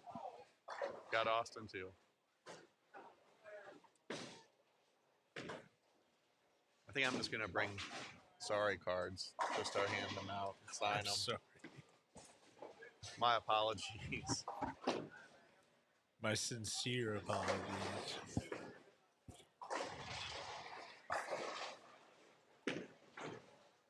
See what DJ. I think DJ is going to break it right here. Break this announcer's curse.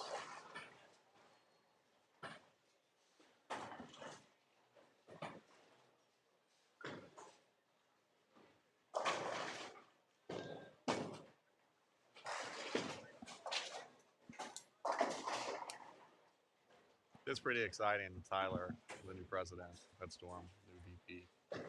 Yeah. Pretty excited about that.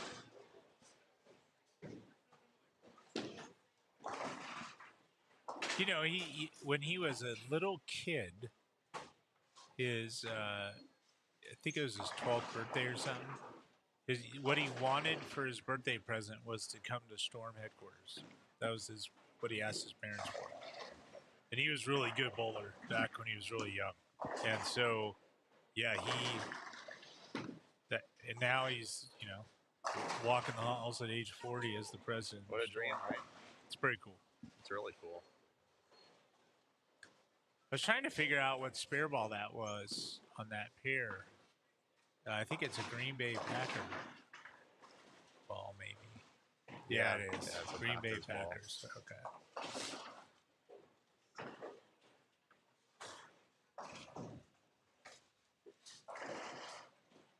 How do you feel about the Packers, Gary?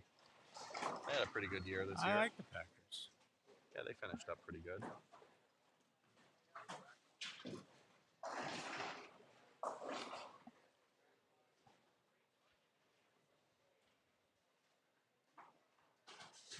Do you think the Niners were going to pull it off in the Super Bowl? I did. I thought so. I think Mrs. Jolly is asking, do the announcers see this? We are seeing some comments, but not all comments. There's something with the streaming software. Not all comments are coming through, so it's like hit or miss. And we have our teammate back in Utah looking into why that might be. So kind of weird. But we're not seeing all comments, just a few here and there.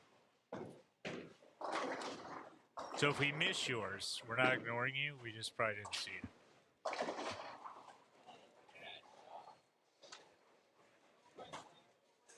There's some glitchy thing going on. But I think tonight, you know what? We'll turn it all off. How do you would Control Delete? What do we do? Control Delete. That's what we're doing. Control Delete. And then tomorrow it'll be running perfect again. I'll do an install at the hotel room or something.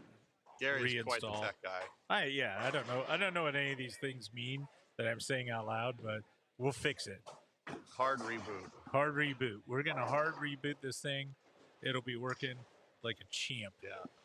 I feel secure in Gary's tech skills that this is gonna be just fine. Yeah, thanks, man. Appreciate you thinking that way. Dude, I always think highly of you. Xavier splits the 8-9 on lane 6. Oh. Alphonse almost falls, but he gets away with it. Rex to the rescue.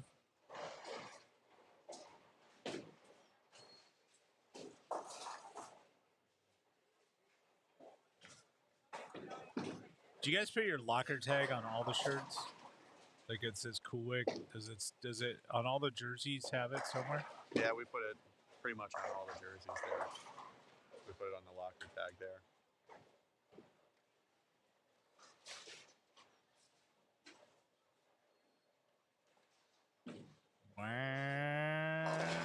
Oh. Man, all those revs, all that power. Can you imagine? What do you think it feels like to throw a shot with all that power and revs? No clue. Never gonna know either. If you could throw a shot like one professional bowler, just know what it felt like. Who is it? Robert Smith. Old days Robert Smith? Yeah. Maximum Bob? Because when I was younger, if I really tried to catch it, like I said, I always tried to throw it through the ceiling. So like if you really catch one and it does all the right stuff, like it's just the best feeling in the world. Yeah. But I'm probably still 70, 80 revs off of Bob, right? Like when he was on top of it. Yeah, you are. Can you imagine 500 revs like that? Yeah. How crazy it must feel at 20 miles an hour? Or... Yeah. What about you, Gary? Mats Carlson. Yeah. Why is that? The gray angle. hooking it from 6 to 10, going inverted. Head belly. Head belly's going. Can you imagine -5 being that? launch angle? Yes, launch angle is. That's awesome. That was my second guy I was going with. My favorite bowler to watch, maybe all time, was a lefty, John Gant. Oh yeah, the buzzsaw.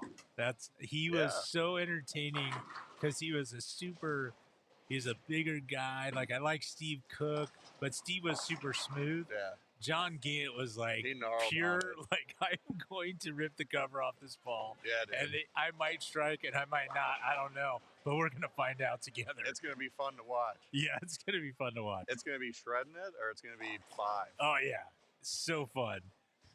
Like Yeah. that, I would like to throw it like that and think like that and have that mentality of just like, I'm totally going after this every single shot. I'm leaving it all out here. Yeah, I think that's awesome. The buzzsaw. The buzzsaw, John. Yeah, he was great. Can't believe he never signed with Buzzsaw back then. Yeah, Jeez. make too much sense. If anybody out there doesn't know who John Gann is, you should open a second window and YouTube him right now. YouTube, John Gant. And from what I understand, really nice guy. I don't really know him, but I just nice man. He said Steve, like Steve Cook. Oh, so good. But see, he was smooth power. So that's why it was not as exciting. Raw power. Yeah, it wasn't raw power. It was like Steve Cook, the Cookie Monster, 6'7", Massive. right? Mound Just of a man. Total, his hand wrapped around the entire ball. And it was just like butter off his hand. It looked like a mini storm ball when he was throwing it. Yeah, like it like looked a like duck pin ball. Duck pin balls. All right, we're out of here for a little bit. We'll be back for game 3. Cliff's going to go hang out with his boys in the booth at Cool Wick here. They got a merch set up. So we will be back shortly. Cliff, thanks for hanging out for a couple games. Absolutely. Thanks for having me, Terry.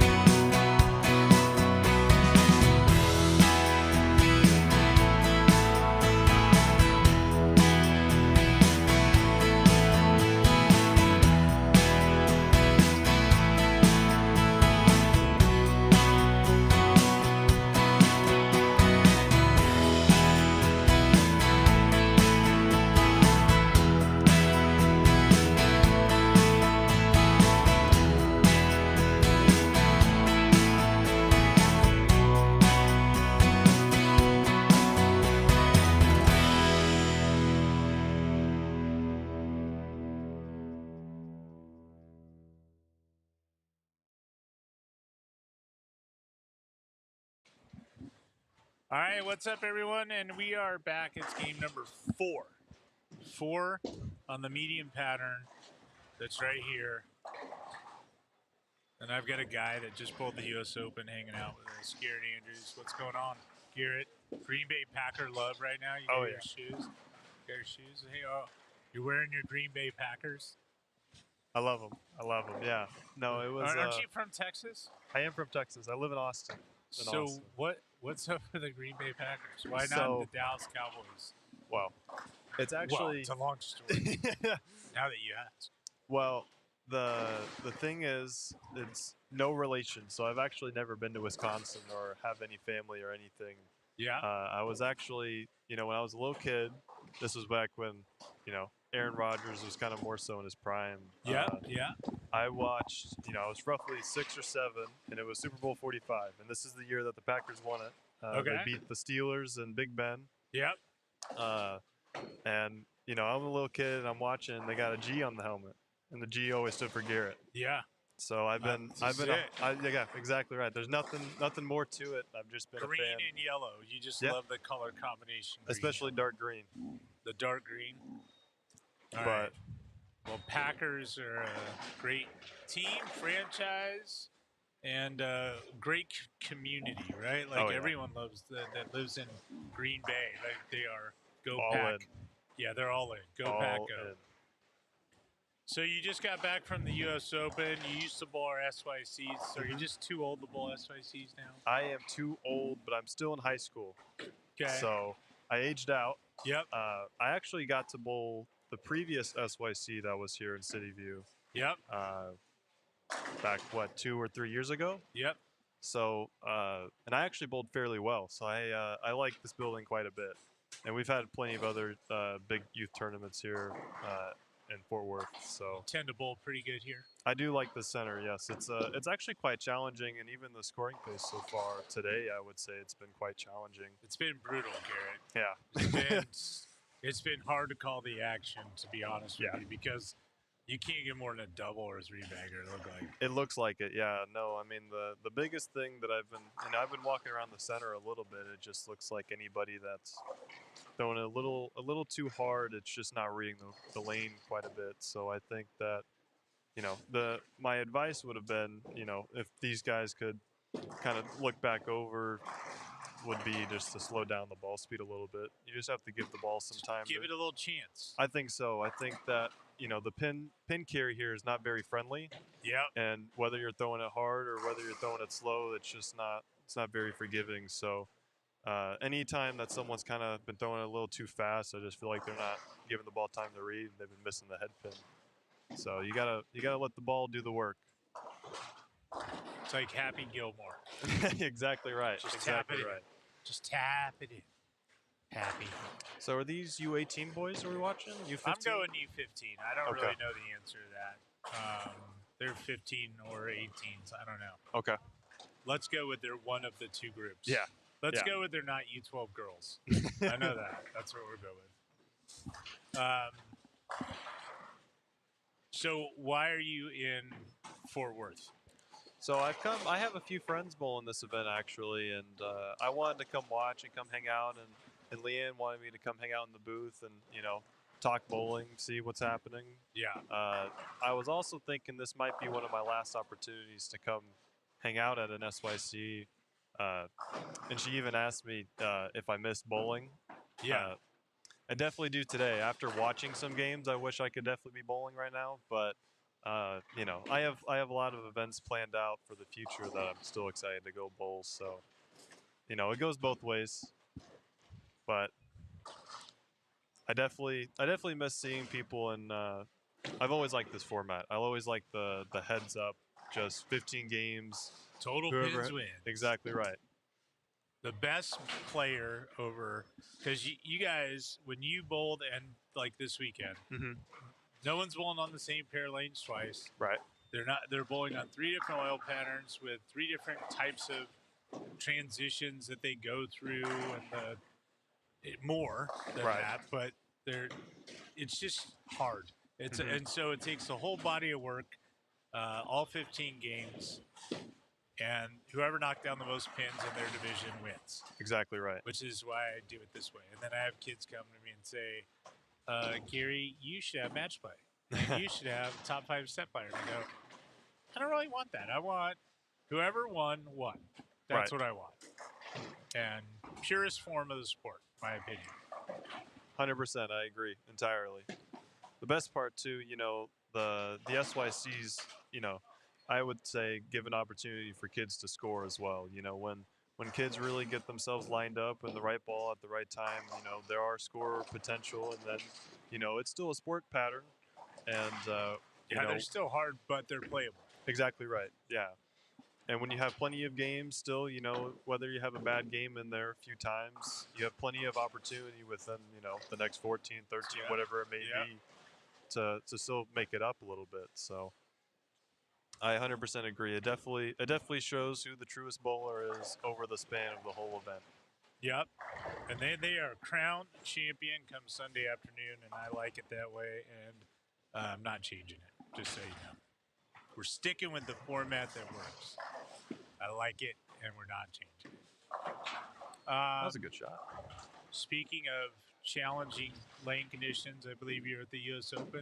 I was, yes, this How'd past that go? few weeks ago. So I got 35th.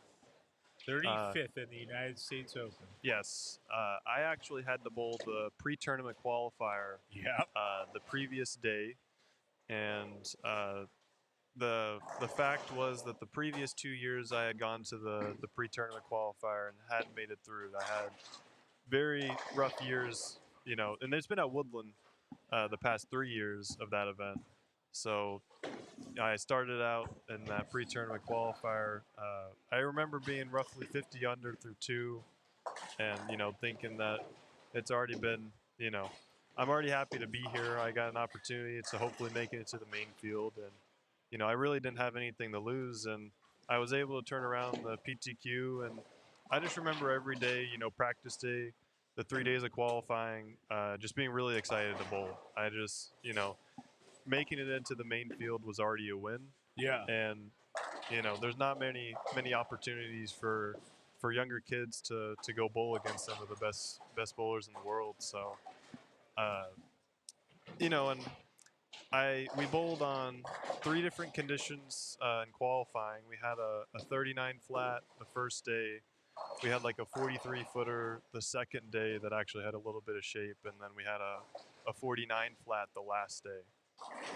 And I would say, obviously day 2 was you kind of had your game plan for every day. The first day and the third day, obviously, when the oil is completely spread out all the way across the same, it's just brutal. There's no give on the lanes, and for any of you guys that have been to Woodland Bowl, it's not a very forgiving center either. It's also, pin carry is very challenging to get anything to kind of go for you, and those guys, the professionals, make it look like they're a lot more enjoyable to play on than they actually are. So, but I just remember really every day, you had 8 games to kind of show yourself what you can do on a really challenging condition, and I enjoyed it a lot. It was a lot of fun, and even the last day, my advance round didn't go as well as the first 3 days, but I still remember looking around and really enjoying my time, and just the whole event itself was just a very enjoyable time. Even though for how hard they were, you still look back and you're like, my dad always keeps the stats on his phone of, I think it's called PinPal. Yeah. And you could just look through it and you're like, yeah, I only struck like 47% of the time one day and did this the other day. Yeah. And you're like, man, you just shot spares like every single frame, it felt like. Yep.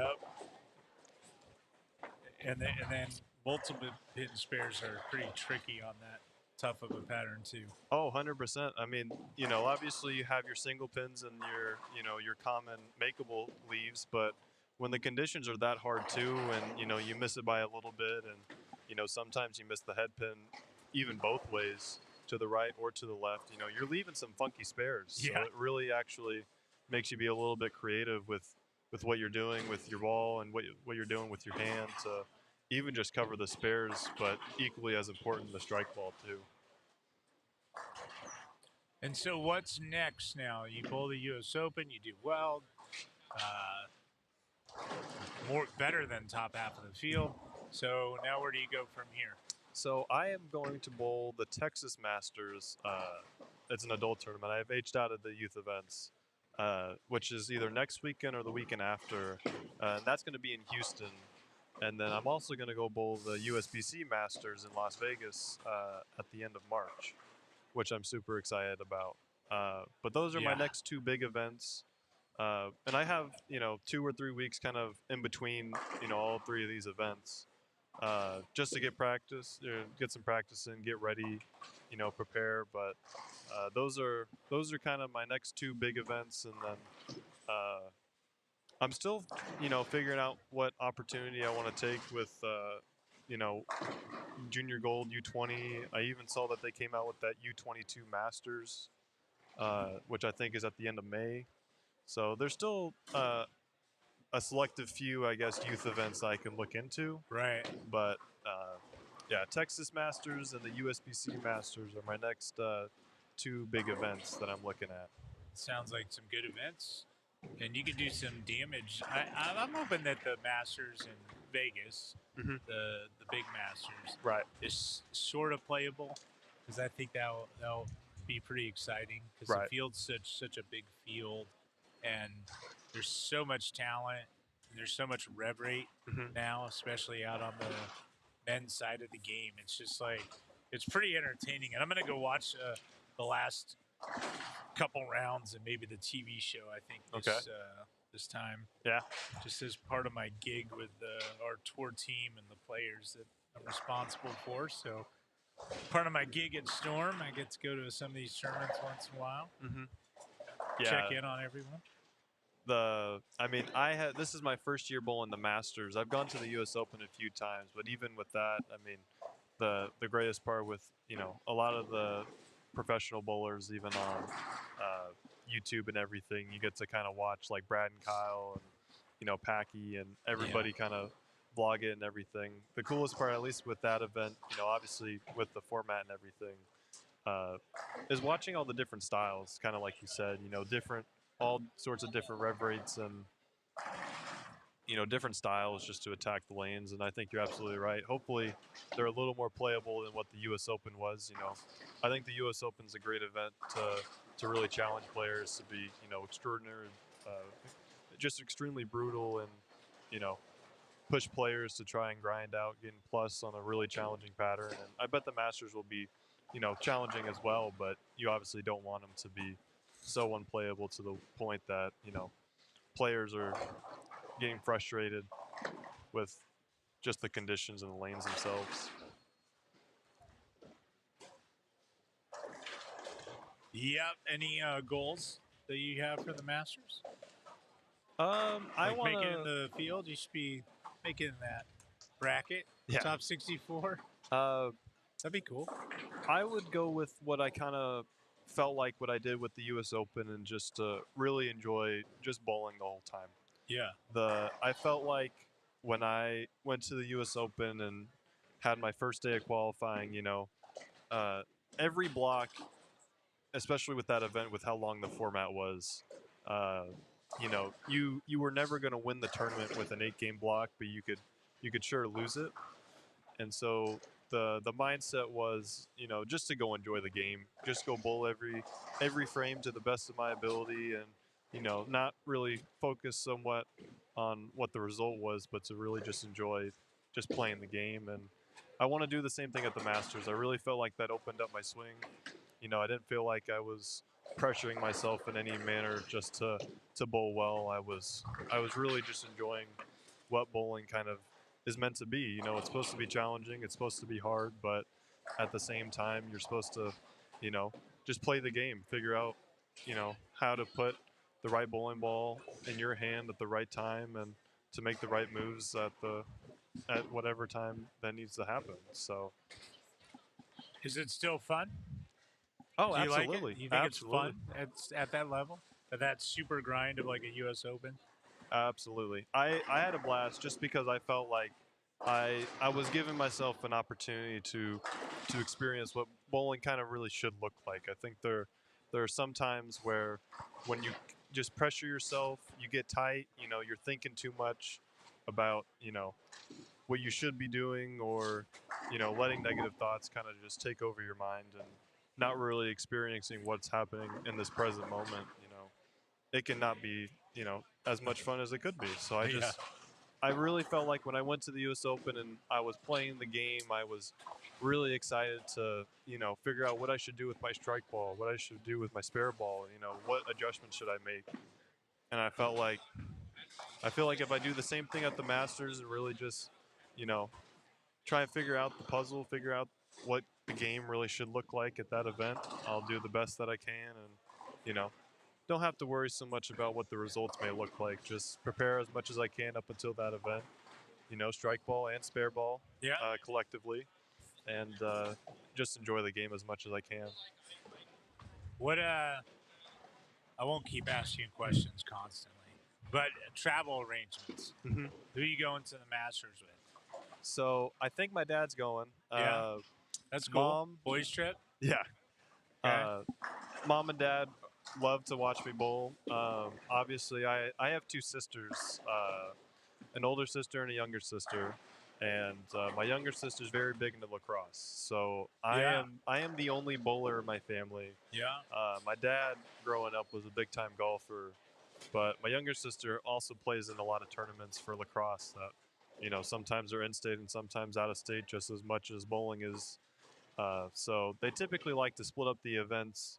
Mom likes to go to certain events for bowling, and my dad will cover some of the lacrosse events, and then it's kind of vice versa too. So my mom has always gone to the U.S. Open with me, but I think my dad's going to join me at the Masters. So, Nice. And I love going with both of them. They're, I'm very happy and very thankful that they support me and, want me to go bowl and, these big time events. And, I enjoy every moment with them because, there will probably be a time where I will go, with buddies or, by myself and won't have mom and dad there with me. So, I appreciate them both very much for taking me to these events and, doing the best that I can. Well, you're certainly a talented young man and a smart young man and athletic. I think baseball, you played a little baseball? When I was very young, I played a lot of sports, but thank you. I mean, I am a senior in high school now, almost finishing up being a senior. And when I was a freshman, I played basketball. But when I was very young, I played everything: baseball, football, basketball, soccer, whatever it may have been. Yeah. So I've loved sports pretty much my whole life, and I got into bowling when I was about 13 or so. And I was still into basketball at that time, so I kind of did both. And once I started excelling in some bowling events, locally, and then eventually got into junior gold, and just kind of started expanding what tournaments I was bowling at the youth level. And once you kind of start having successes throughout, I just kind of got more hooked on the bowling, and this has been my one sport and kind of only sport for probably the past 3 or 4 years, I would say. I still love football and still love basketball just as much, just more recreational. I'm trying to figure out what Leanne's got going on over there on the 1 and 2, but they haven't been bowling. She's been down there. There's something going on. Don't know what it is. But she's been down there for a while. They've been working, yeah. I'm not entirely sure. And they're in the second frame, so something's not right down there. And I know Leanne is stressed out right now. All right, did mom and dad both make it up here? They did. They're watching. We have some friends also from Austin or just other parts of Texas that they're spectating. So, but no, we have a lot of friends up here, and we enjoy the SYCs a lot. So we thought we would come up for a day and just enjoy, hanging out for a bit. Yeah, because I don't know when my next SYC experience will be, and we were like, well, this is going to be the closest one. Probably for a little while, so we were like, we might as well dedicate the day to it, and then we'll go home tonight. But yeah, mom and dad are both here, spectating whoever, probably just walking around the center, talking with friends that we haven't seen in a little while. But I love it. Good stuff. Yeah. There we go. We're bowling back on 1 and 2. We're bowling on 1 and 2. Maybe. Hopefully so. Leanne's still there. A tournament person is still there. Leanne is our tournament director, and she's with a Cityview director. So they've got their hands full, 1 and 2. Anyway, on 3, 4, 5, and 6, the live stream pairs. We've got a 5-bagger, my first 5-bagger I've seen today. I know we went Brooklyn the last shot, so it's taking a little luck to put a string together. But I believe it's Nicholas that's got the string going. Yeah. Even too, I was watching before I came on the live stream, a 1 and 2, and then he moved to I think we're skipping 2 pairs, right? Yep, 7 and 8. So 7 and 8. I was watching Tyler Galbraith, and he bowled two-handed righty, and he had some big games. I think a couple 250s, and he looks like he's kind of throwing it slower, looping the lane a litlittle bit. He's in the U18 boys, but he was having some big numbers down here as well. So definitely plenty of opportunity on this side of the house.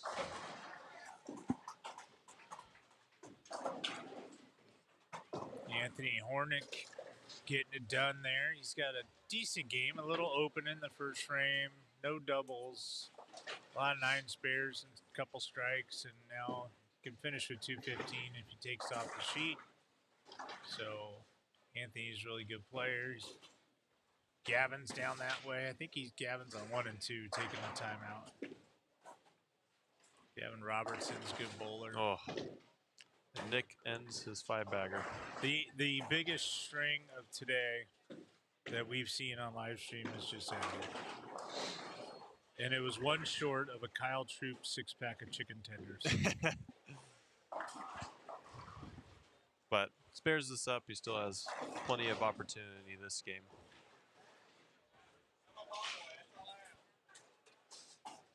And it looks like 1 and 2 is still trying to catch up at least.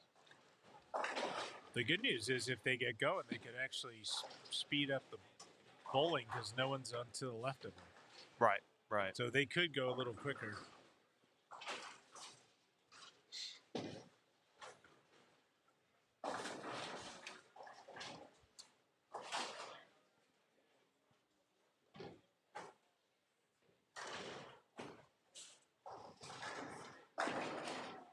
The thing too that I will say that I've at least noticed today, because with SYCs in general that I've bowled or at least watched a little bit of, is kind of on those medium and longer patterns, kind of when the urethane ball is a little less in play.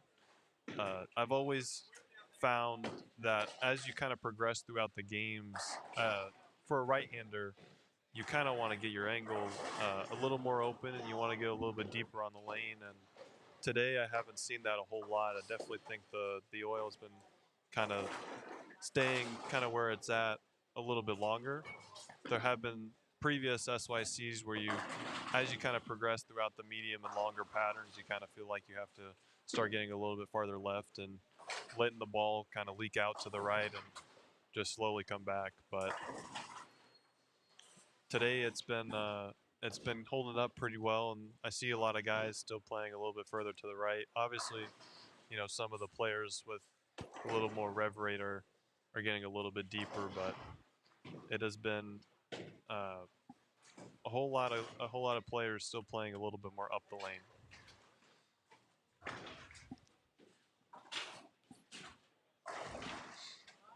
But I also think that as the day and as tomorrow goes on too, spare shooting will still be at a premium. Typically, the SYCs are a little more found to have some scores. Obviously, you want players to find something on the lane so they can start shooting those, you know, bigger games. But I think this weekend it's been pretty set in stone that you're just not going to strike as much as you may think, and you have to put the premium on spare shooting, as you do with every event, but I especially think with this event, just because those higher scores are just not as easy to find this weekend. I believe, at least today, you are 100% right. Yeah, they're just not. You just have to put as much emphasis on the spare shots as you do as the strike ball. I think a lot of the players that are higher up in the standings are just having probably a better spare shooting day than anything.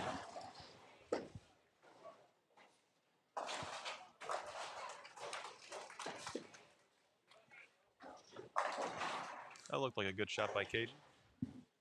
He was off a double, so it's a little unfortunate.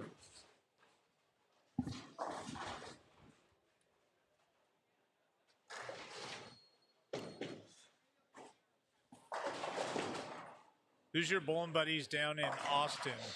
Got anyone that you hang out with, travel with, So that likes to play at your level, like that Yeah. super sport level? Well, Keegan Alexander's actually close enough, I would say. He lives in Killeen, which is probably about an hour, hour and a half or so. Okay. So some of the bigger adult tournaments that we bowl, sometimes I see him there. Another kid that passed through here a couple games ago is Jacob Lasifko. Yeah. He's from the Austin area. Him and his dad actually bowl quite a lot at some of the bigger adult tournaments, so I see him quite a bit. Gary, I'm going to put you in the booth with Steph. Okay. And let you guys chat about the end of game of 4 and game 5 for a little bit, then I'll come back. Sounds awesome. But we got two amazing talents here, Steph Johnson and Gary Andrews, chatting with you all. Aw, so sweet. Should be good to go on that. Okay. Steph, text me if something's wrong. I won't know if something's wrong, but I'll text you anyway. How are you? I'm good. What's up? Nothing too much so far. Yeah, I was watching right behind y'all. and Okay. It's not looking super pretty. No, I was We actually. had to pose for a picture for Gary. Yeah. Evidence. I was telling Gary that earlier. It's looked like kids have to put a premium on spare shooting a little bit more, just because they're typically the SYCs. You get to string some strikes together. They're a little more scoreable, and the bigger games are out there. But I was telling him that so far these whatever games we're in now, 7, 8, Yeah. of this event, it's just the 3 or 4 baggers just aren't stringing together as often. So I think the kids that are higher up in the standings are just putting a better premium on spare shooting and really just keeping their games in it. Yeah, and I think even if you can strike, 2, 3, 4 in a row, if you're following it up with, 8-1, 7-2, Right. etc. Of course, the strikes are helpful. However, Mm-hmm. the end result is always going to be probably not up to par. Right. Exactly So, right.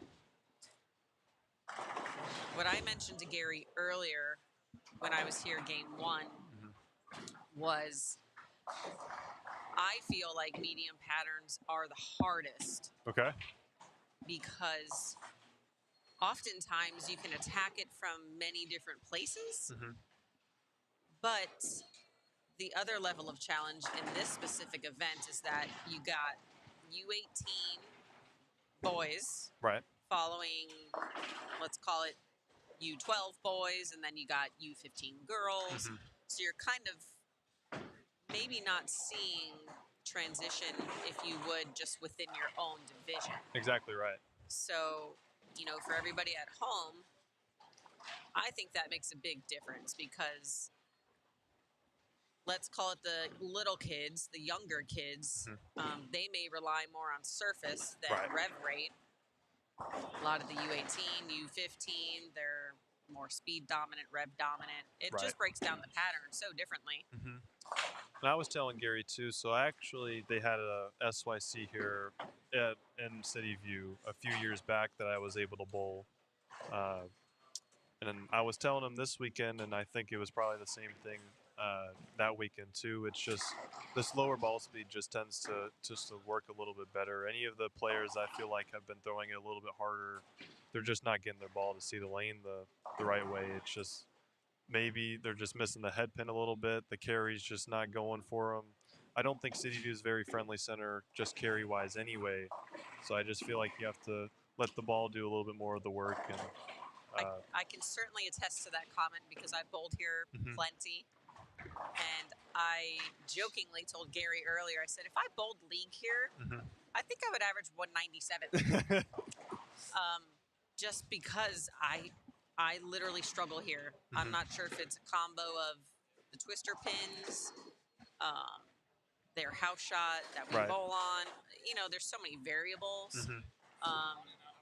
but they all make a difference. Oh, absolutely. So Yeah, and the thing too that I've been, I watched a few kids and I tried to advise just that they roll it into the lane a little bit. Any of the bowling balls that look a little sharp or a little quick, they're either not seeing the lane the right way.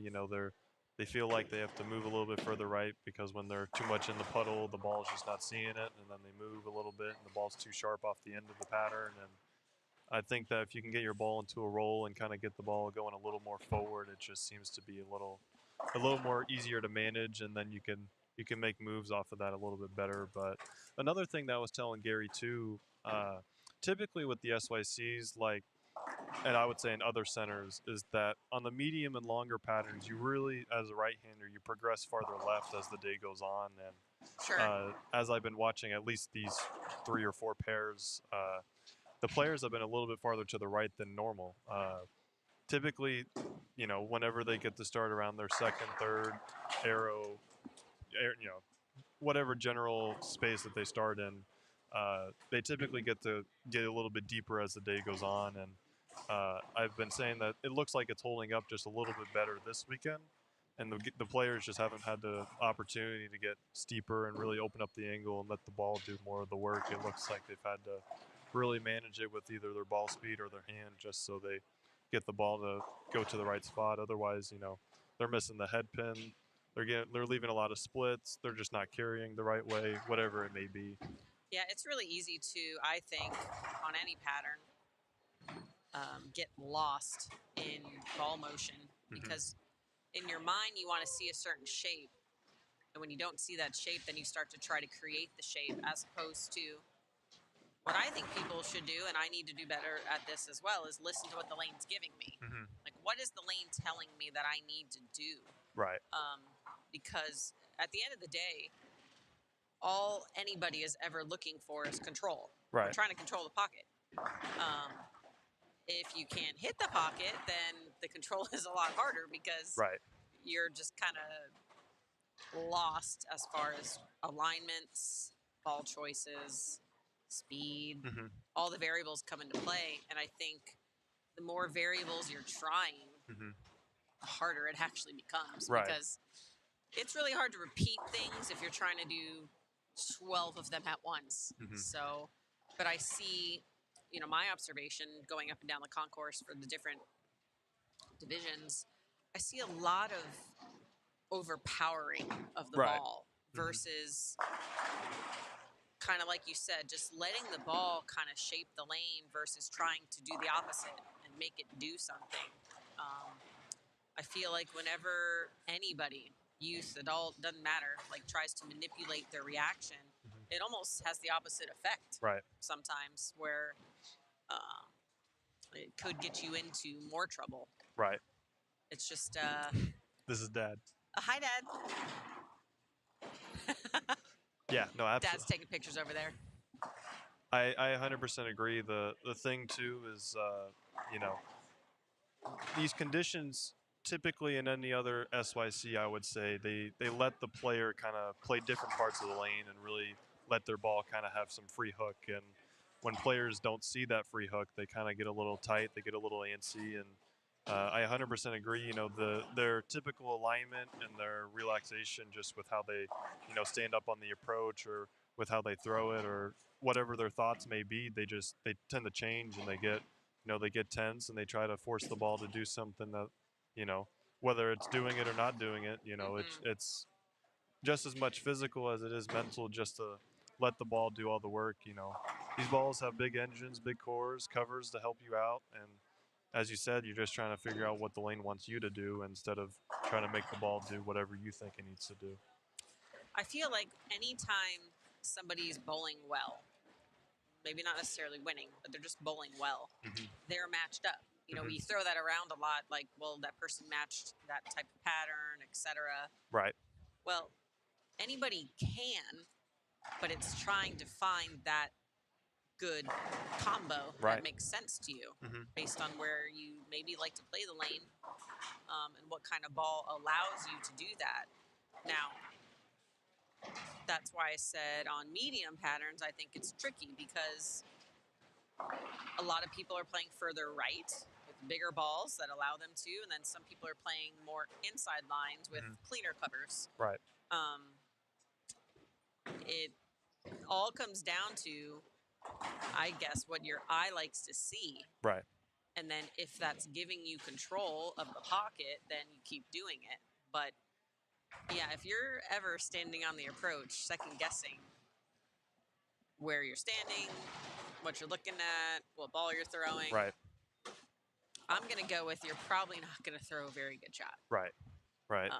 No matter what tournament you're bowling in, even if it's just league. And that's the thing too. Sometimes kids, you know, when you come to these events and, you know, you may look at the patterns, and at least when I bowled, you know, you would hear kids sometimes say that the pattern's easy, or, you know, oh, somebody's going to shoot this number.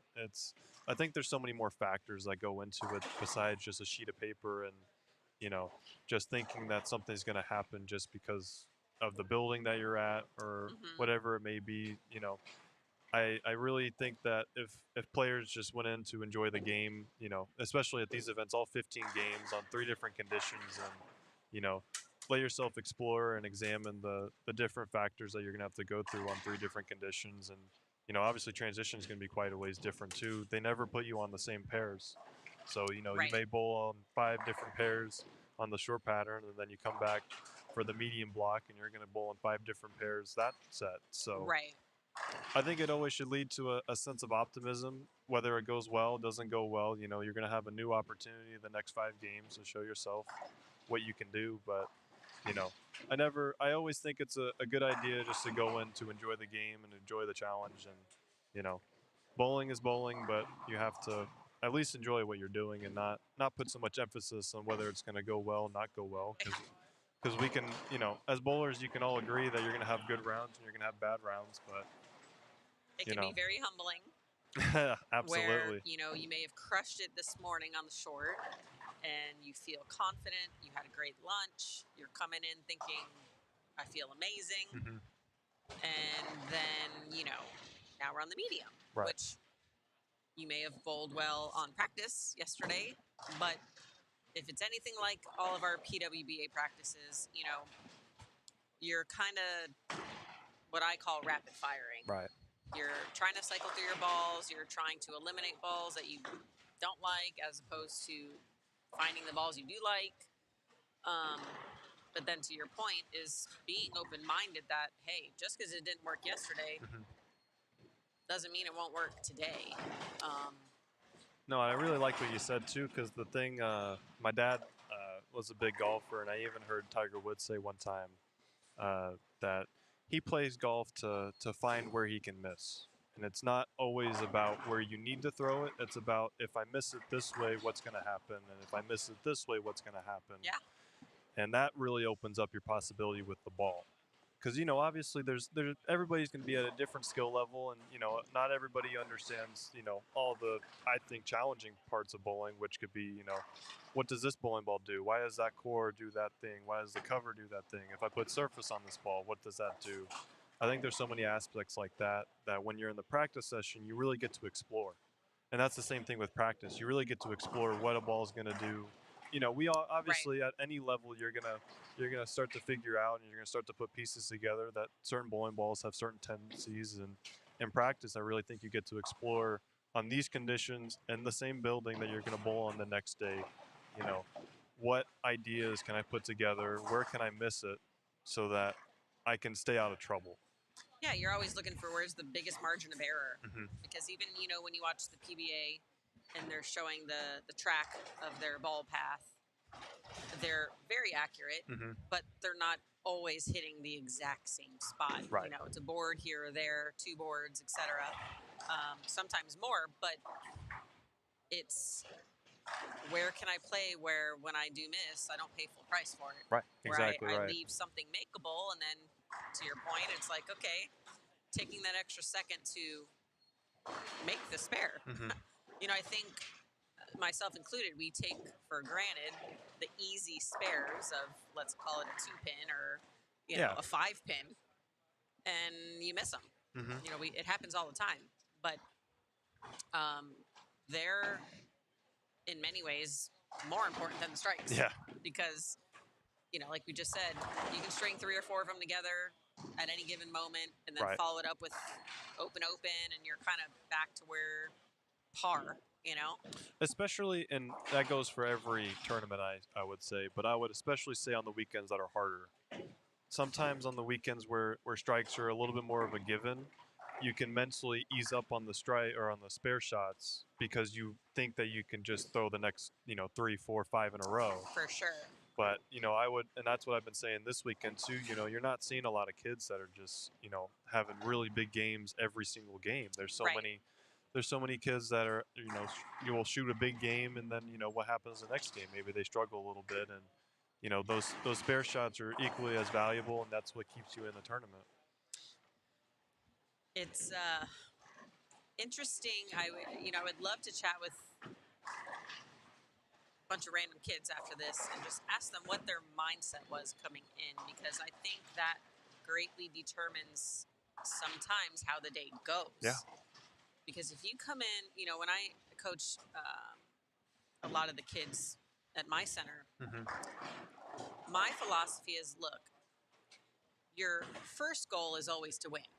Right. You don't ever sign up to do anything and say, well, I'm not going to win today. Right. That's your goal. Whether it's actually something you feel is attainable is one thing, but that's the goal, to win. As you start bowling, your goal should change. Right. Because if you can't actually bowl to get first, okay, second, third, then my goal is to make the cut. Okay, well, if I can't make the cut, my goal is to finish with a clean game. Mm-hmm. You know, Right. you should always have some, I call them like little checklist items, Yeah. because it's very easy, and I see it, to just check out. Right. When you're not bowling well, it's frustrating.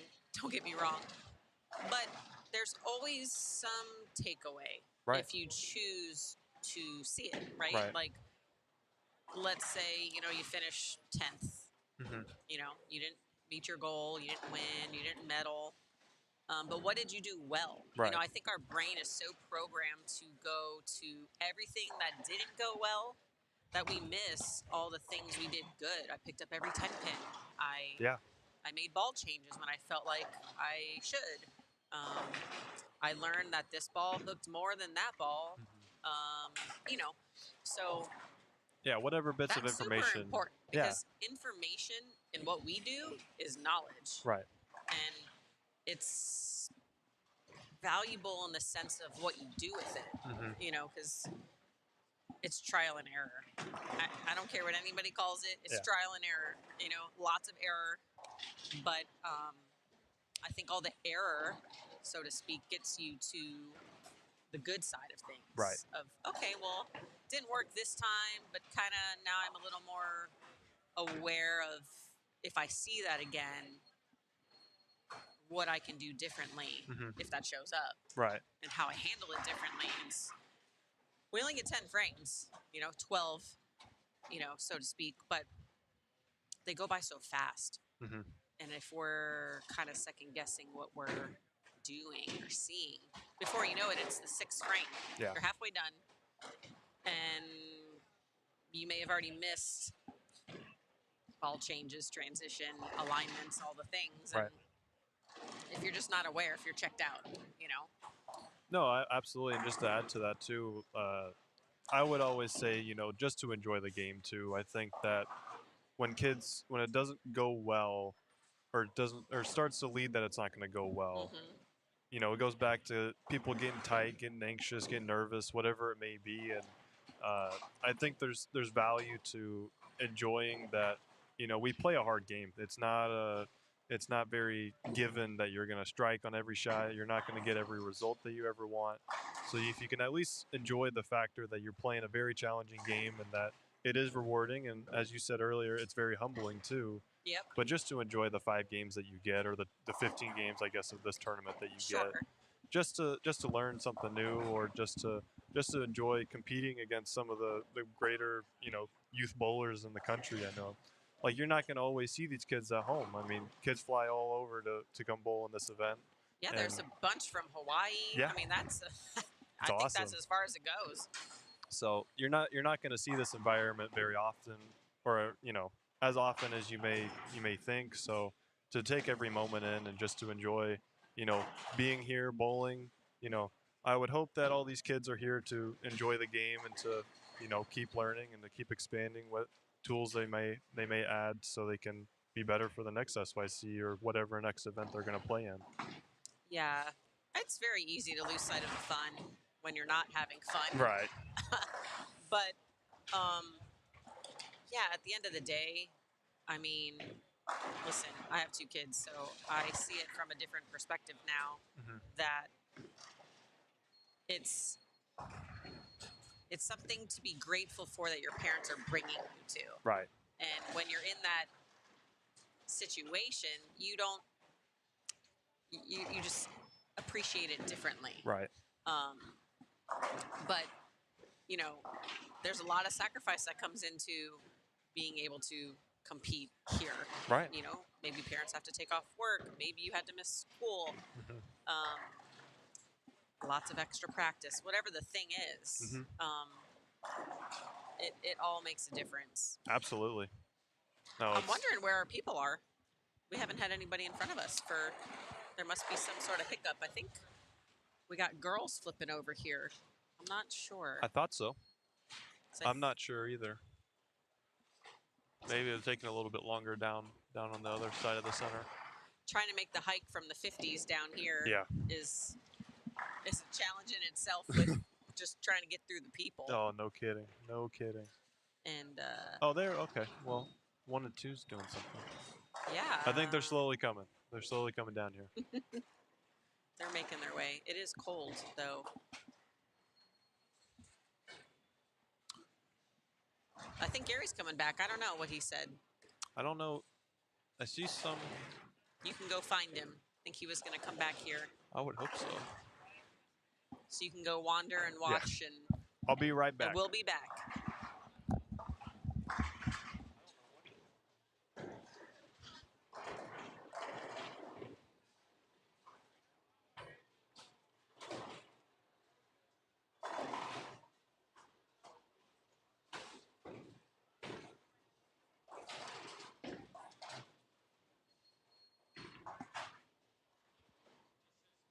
We're just waiting for our people to show up. No.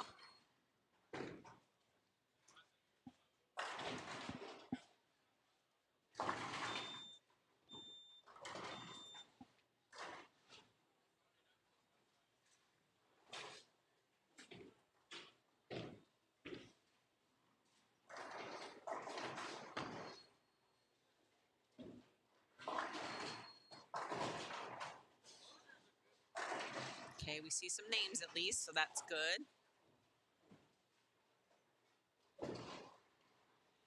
It does look like the girls are coming to lanes 1 through 6.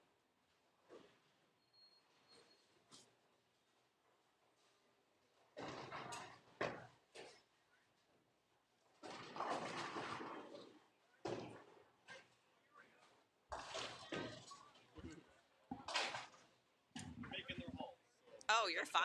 We got the girls coming. They're coming down here. Yeah. I think we got U18 girls, I think. Could totally be wrong, but Yep. pretty sure.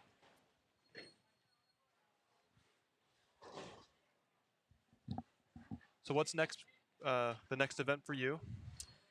Next weekend, I am bowling the Texas Queens. Okay. We'll see if I can defend my title from last year, but it's in Houston, so it's about 4 hours from me. Okay. But state runs it. I like to support it if I'm available, and it's good, fun competition. You know, obviously, like I just said, your goal is always to win, but Right. at least it's something kind of in the realm of good competition, different place. A lot of PWBA girls go bowl.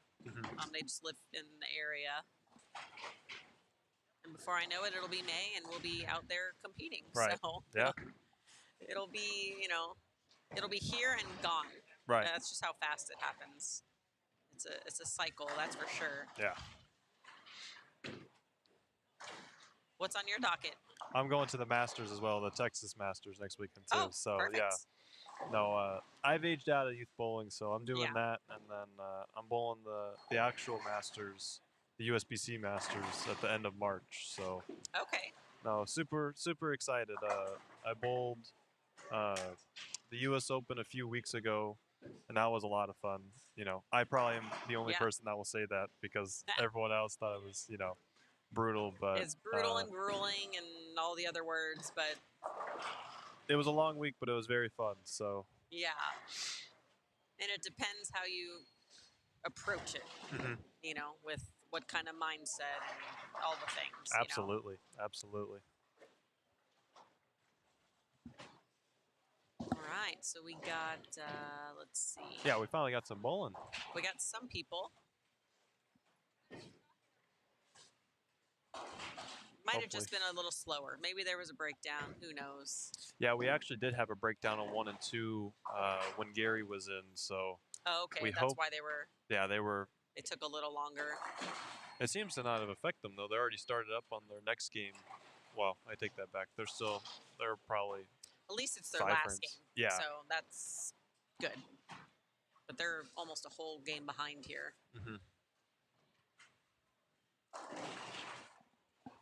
Maybe they're. There we go. We don't know what we're waiting for, but we're waiting just like you guys. I think it's still more U18 girls. I think they try to bunch them up together just so the age groups are more together.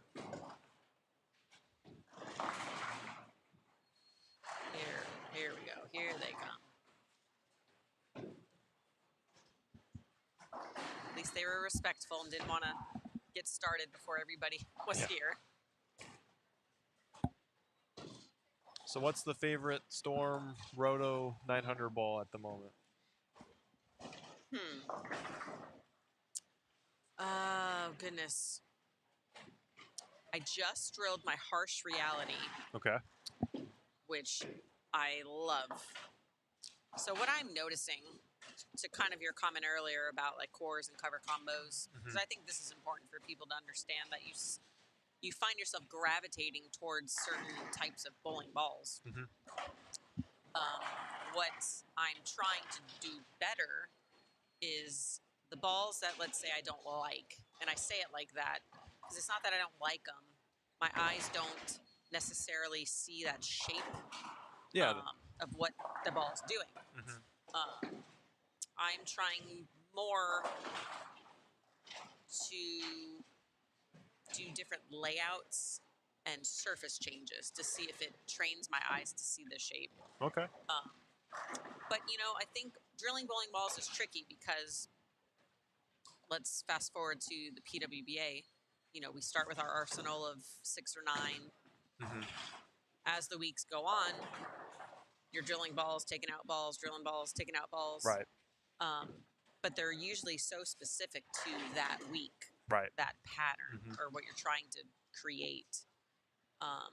So that's where I think it gets tricky too, all the variables involved, that all things equal, you know, you drill every ball the same. Right. But right. that's usually not the case. You know, you might be trying a different layout or something like that. But It's especially hard too it's difficult. because you typically have your, as you said, 6 or 9 that you like on, you know, sport compliant conditions that you're like, these are kind of my go-tos. These are the ones that I like to get an idea or like to see on this, you know, brand new pattern, maybe new building. Right. It's a little bit harder to, at least because you're on tour and, you know, if you go to some of the same buildings, you know, whether you take notes or you know, already have in your memory certain bowling balls or certain shapes that kind of looked better in that building, you can kind of expand off of that. Right. So I think it's also hard too because, you know, you can bowl league, you know, at home and you kind of bowl at your home center all the time, and you can be like, yeah, these are kind of the 3 or 4 shot shapes that I like to see at league, and you know, these kind of let me, you know, build score the best that I can. But obviously, when you go bowl in different buildings and different conditions, that the idea needs to kind of be, I wouldn't say thrown out, but kind of pushed to the side just so that you're more open-minded to different shapes and whatever it may be. Because I think you're exactly right. Like, you know, especially as bowlers too, we have our own kind of role and our own kind of shot shape that we like to see. But you Right. know, there's different bowling balls that are meant to do different things, and they're supposed to fill gaps that we, you know, whether we like them or not, we need to figure out a way just to kind of have them there as a just in case or whatever it may be. I think another element is the fact of you don't ever want to have, let's compare it to golf, 6 drivers in your bag Right. or 6 putters in your bag. Mhm. You know, you want to have a variety. Now, it doesn't mean that you're going to go through that cycle of all of them, Right. but you have them as a possibility. Right. Um, and that's where it's challenging too, because not all things are created equal, right? You can look at the person leading this block, whatever ball they're throwing, where they're playing, and think, oh, okay, well, that's what I should do. Right. Right. Which it's so easy to get caught up with that when you're not that person. You don't have that speed. You don't have that rev rate. You might not have the bowling ball. But even if you did, it might not be drilled the same. Right. So, you know, what we do is and can be very complicated. The job is obviously, in my opinion, to simplify it as much as possible. Absolutely. But it's hard to simplify it when things, let's say, are not going well. Yeah, and that's what I was going to add to as well. The hardest part is, especially in your example, like if someone's bowling well in squad 2, you know, if they didn't bowl well in squad 1 and they're, you know, less nervous, you know, they've already kind of, let's say, dug themselves in a hole. Maybe they're not feeling as much pressure that they put on themselves in the first squad, so they have a better swing. They're kind of seeing the picture a little bit better. But you're exactly right. If you don't throw at anything like them, you know, you could be trying to create a shot shape that's not even true to you. Right. So it doesn't even really make a lot of sense. You know, there's definitely, I think there's aspects that you can kind of look in the general area and be like, well, you know, obviously I'm two-handed, so it's like, well, if that person has a little less rev rate than me, then what's my adjustment off of that? Because obviously you're not going to play in the same spot as someone that has 300 RPM versus someone that has 500 or whatever it may be. Right. At least not as in the same amount of time that they would be. So, and it's also hard too if they're not on your pair. I think there's a lot of information you can gather from watching the first couple shots of the people on your pair when you're moving from especially one side of the house to the other. But it doesn't make a lot of sense if you're watching someone on a different pair, maybe even a different side of the house, and it's like, Right. well, you, especially since you guys go to, you know, buildings that maybe you've already been to before, it's like, well, the characteristics of one side of the house may not be true to the other side, so it doesn't even give you any valuable information. And honestly, I've learned that information is only as valuable as you know what to even do with it. Right. Because it can be overwhelming. And I should say it is overwhelming, not can be, because, you know, our brain can only cycle through so many different thoughts. Right. And then try to apply it is a whole other element of it, you know? Absolutely. But, yeah, it's because we're in such close proximity to our competitors, I would say it's very easy to get caught up with what everyone else is doing. Right. And then lose sight of, okay, well, now my focus is on the wrong thing. Now I'm worried about what she's doing as opposed to what I should be doing. And I think that's just something that's learned in time. You know, you can tell somebody to not do it, and until like that light bulb moment goes off where it makes sense, it's really hard to undo that type of thinking. Especially, yeah, for sure. Sometimes you just need someone to live it. You know, you can tell someone, how something's going to be. Maybe you have a coach that's bold in the center that you're going to for a tournament, and they're giving you pieces of advice to go into that week. But until you kind of live it, it may Right. be a little bit harder for someone just to take in that information.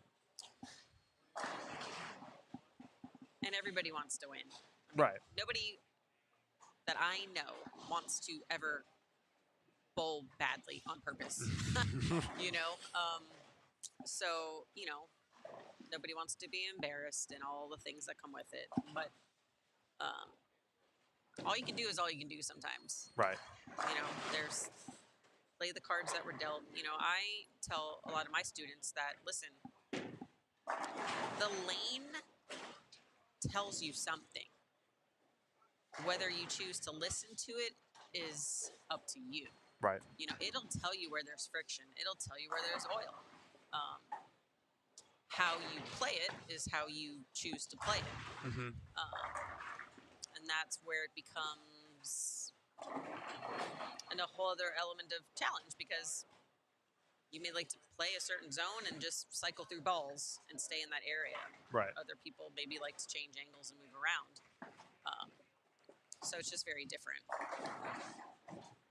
And I think you're especially right, because I think a perfect example of that too is like the common theme is that people will say like Anthony Simonson is out of this world, and you'll watch professionals and they'll play one part of the lane, and then you'll watch him at the same event, and then you're watching him play a completely different part of the lane.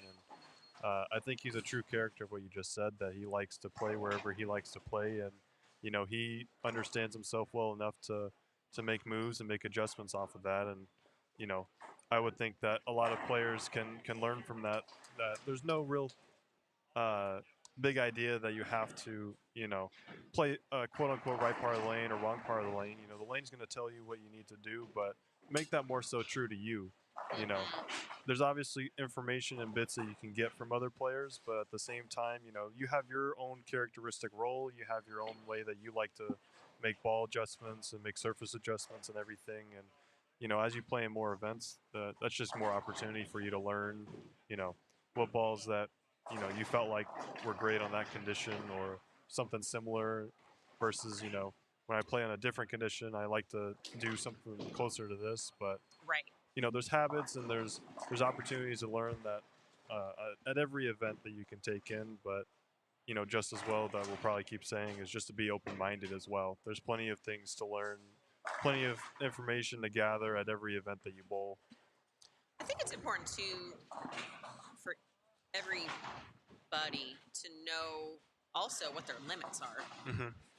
If someone were to tell me that I had to all of a sudden increase my rev rate by 100, Mm-hmm. I'm gonna look at them like I can't really do that. Yeah.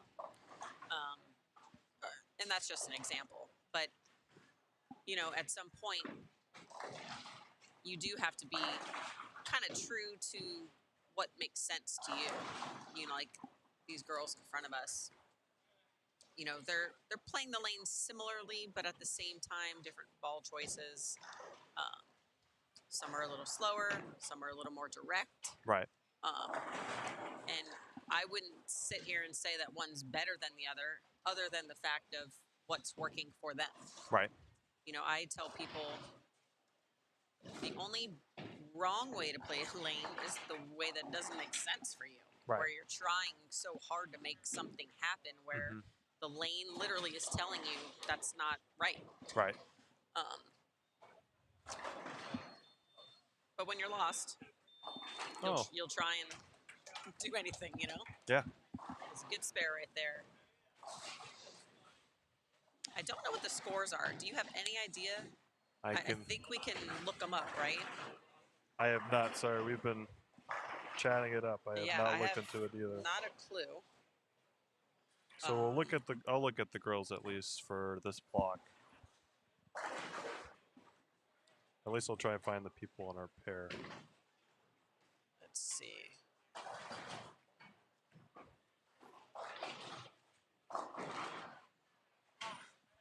Because there was a sheet up here that had the QR code to scan, which was a lot easier. Unless it's that guy. Could it be that? bowl metrics, right? I think so. Give it, yeah. Let's see. Because they're pretty. The hardest part is they're not updated through all the games. Oh, they're not? Okay. So we're maybe a game or two behind. Yeah, we should. Well, We can and give with it a few this frames. kind of pace, I mean, we got 3 and 4 just starting. We got 9 and 10 ending. I know that's not on camera. So I have to venture to say something must have happened there, Right. timing wise.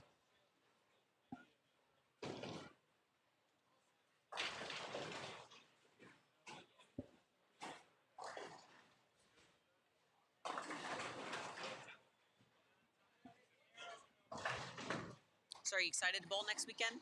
Oh, absolutely. Yeah. No. Did you bowl last year, or is this your first year I bowling? bowled 3 years in a row. So I bowled okay. the first year was at Westgate in Austin, and they put out like a 40 flat that year. Oh, okay. And I live in Austin, so I Yeah. bowled at Westgate a few times, and that center's hard enough on the house shot. Yeah. And when they put out a 40 Put flat, out a U.S. Open pattern. yeah, no kidding, it was rough. And then the second year, we bowled. Well, I guess the one that you won at Thousand Oaks in San Yeah. Antonio. I've actually bowled a few PBA regionals there, and I like that center a lot. Oh, okay. I had never bowled there. So. In fact, funny story.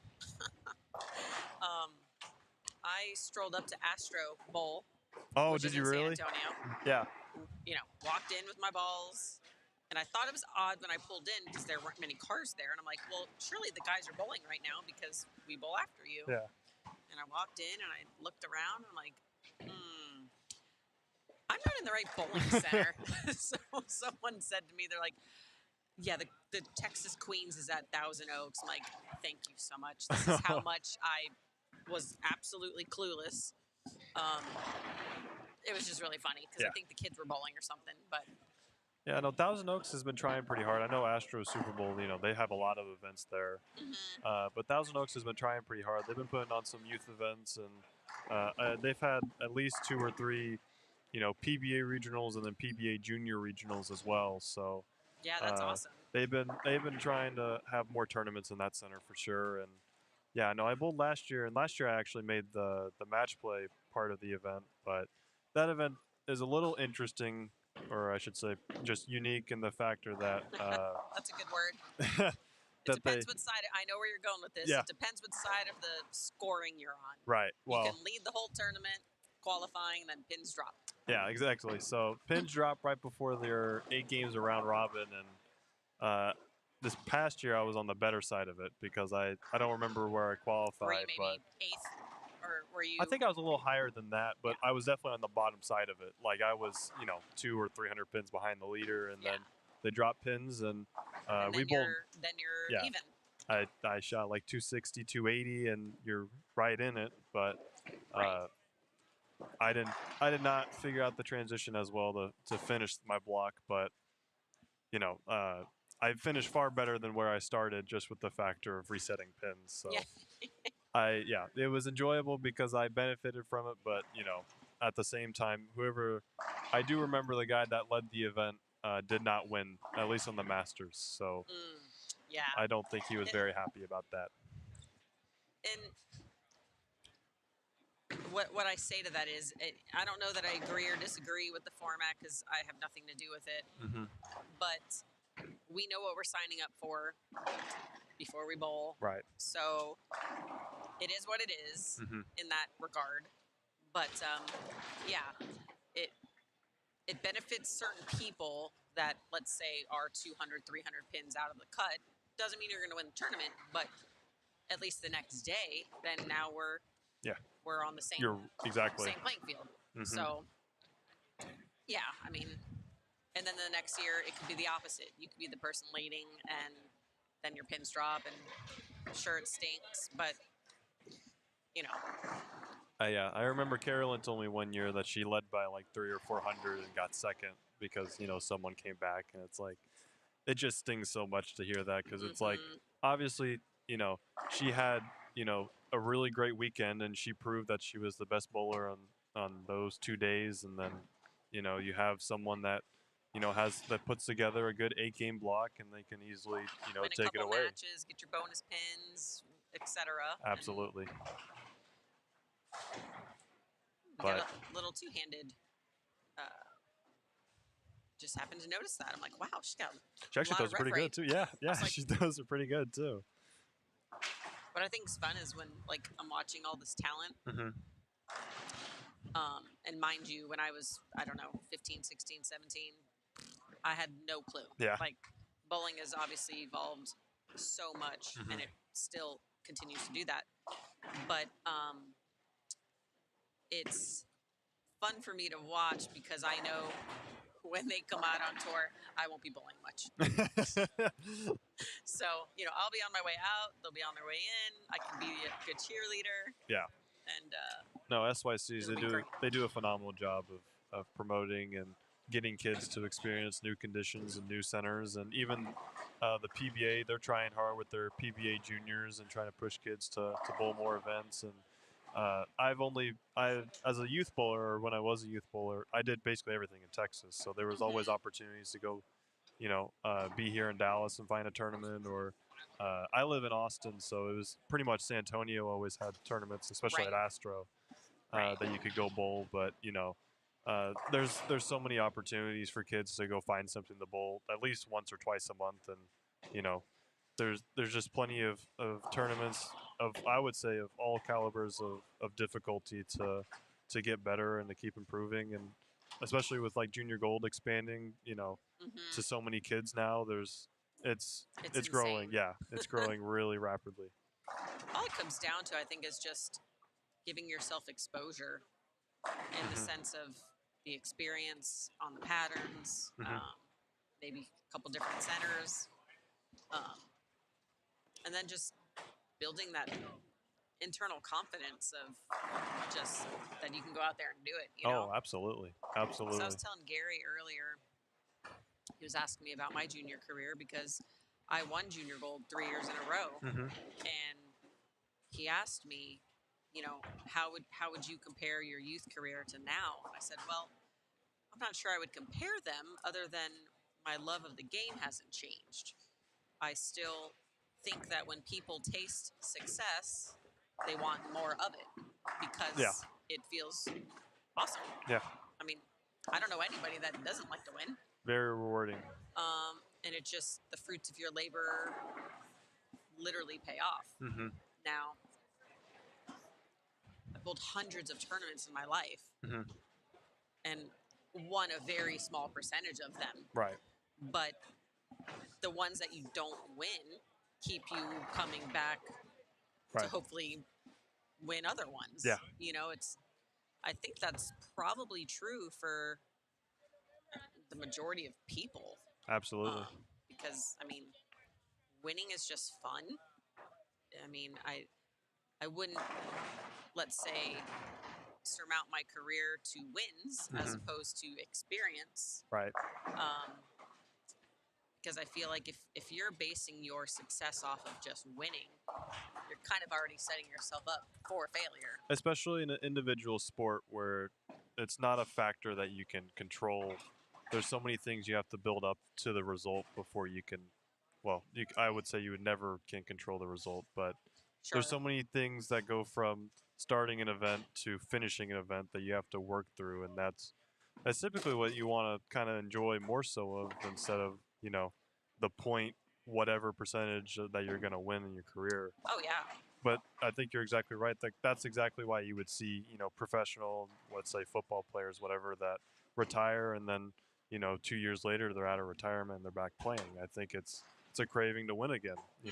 Once you get a taste of it, I think those guys, they always want to get back to, winning a Super Bowl or the NBA Finals or whatever result it may be. And especially in an individual sport when I would say you have more opportunities to do it just because you have events that kind of build on each other. In team sports, sometimes it feels like you only have one event of the year. In football, you only have the Super Bowl to win. But in individual sports, you have, 10, as many 12. as you want sometimes. Exactly right. So, I would say the opportunities are greater. Now, I also say it's far more challenging. But yeah, I think you're exactly right. That craving to want to win again, to want to excel again, it's really rewarding, and it kind of just shows you where you're at and what your potential shows, especially with the young kids when they have a good block. I mean, it's just a true showing of how much better you're getting at the game and where Right. you can be. So I think it's always exciting, especially for the younger kids, and even at any level of the game, it just shows you what you're capable of, and when you put the right things together, great things can happen. And I think for the majority of these kids, their next step is probably bowling in college. Mm-hmm. And there's a transition that comes with that, Mm-hmm. going from, to your point, this is an individual event, to then now the majority of what you're going to bowl is all team events. Right. And there's pros and cons to all of it, Mm-hmm. but it's a very different mindset in the sense of how you show up. Right. Because I'll tell you, I wasn't always in the game. I was sometimes on the sidelines watching, Right. because of one reason or another. Mm-hmm. And that's probably the one thing that I miss the most about when I retired from Team USA is literally just the team aspect of it. Mm-hmm. Because as far as I can think, there will not be another team aspect in my life. Right. As far as competition goes. Mm-hmm. Sure, you bowl on a team for league. It's very different Yeah. than competing at your school or for your country, things like that. Yeah. So for the most part, yeah, I would have to say bowling is very individual. Mm-hmm. Even if you are on a team, you're still Yeah, you still have your part that you have your part to fill Mm-hmm. for the team. Absolutely. Especially too now, like I bowled team trials this past year, like Team USA and Junior Team USA are spots you have to earn. So before you even think of making the team, it's you have to prove to yourself that you can even have a spot on that roster. Mm-hmm. And then at least with junior team, we have 18 boys and 18 girls, and then they're only picking 4 guys and 4 girls to go to whatever the Pan Am Games in July. So even to that, you're surrounded by 17 other phenomenal guys or phenomenal girls, and you have to prove to yourself why you should be one of the 4 that goes. Yeah, and So- and honestly, sometimes you don't have a say in it. They That pick who they too. pick based Mhm. on whatever criteria they have, and hopefully you're within that, or Motivates you to work harder so that the next time around you feel like you have a better shot at it, for sure. yeah, because just because you're on the team doesn't guarantee anything other than you do get to go to training camp. But within the team, little teams go to different places. Right. So Right. the goal is then to be on one of those teams. Mhm. Get to experience that.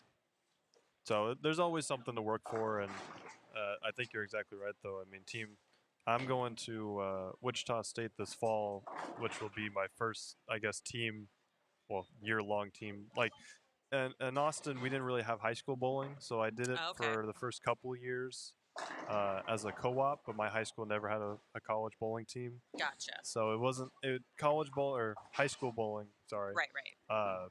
It wasn't a very big deal, at least in my area, to go to state, or I said go to regionals and then go to state and make it a very big deal. So Right. I'm really excited for college to It'll hopefully be a whole other animal.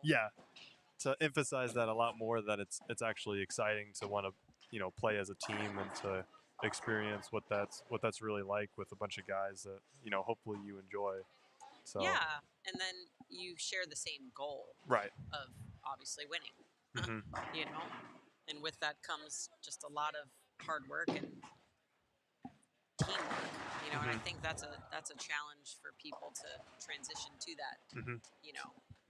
That it is not always about you, but what's the betterment for the team, things of that nature.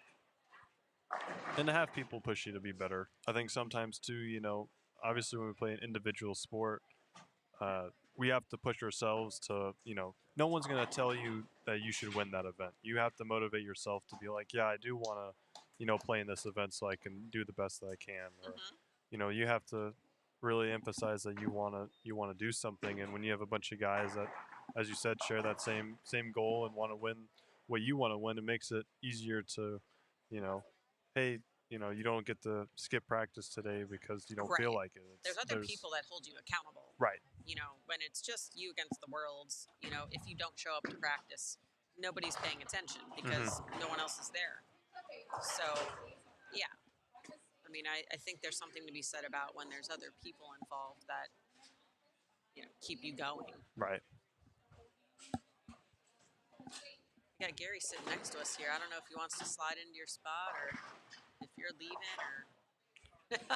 I'll ask him if he wants to, but no, I mean, we are finishing up here, though. Like, already some of these people are already done, so... I would say half of the center's done, except maybe these couple of pairs. Yeah. Hey, Gary, you want to come in? Are you good? Okay.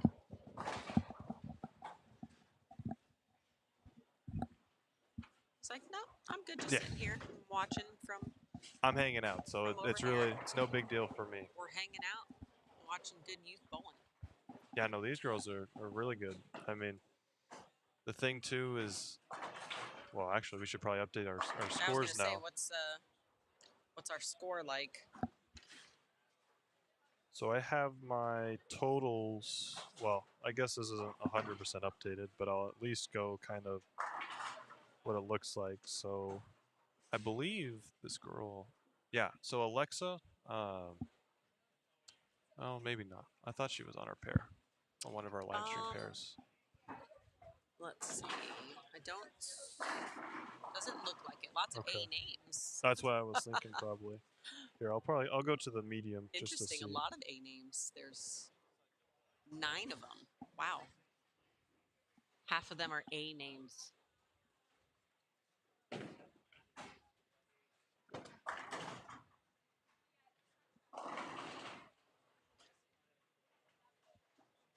But the high at the moment is 11 over through 4, which was that Alexa girl. Okay. Otherwise, they've looked pretty tricky, at least for the girls' side of it. Another girl named Hannah, which might be her. Yeah, it is her. Okay. On lane 6, she's through 3 games. It's not up. I don't know what she shot game 4, but she is 1 under at the moment so she's basically even through 3 games on this medium pattern. But this game looks a little more tricky for her. What I feel like is interesting, too, for those of you that may just be tuning in, the girls in front of us, well, let me back up. Who started in front of us, game 1, was U18 boys. So there's a couple games here with high rev rate players. And when you transition to those pairs, your line that you may have been playing could possibly not even be existent.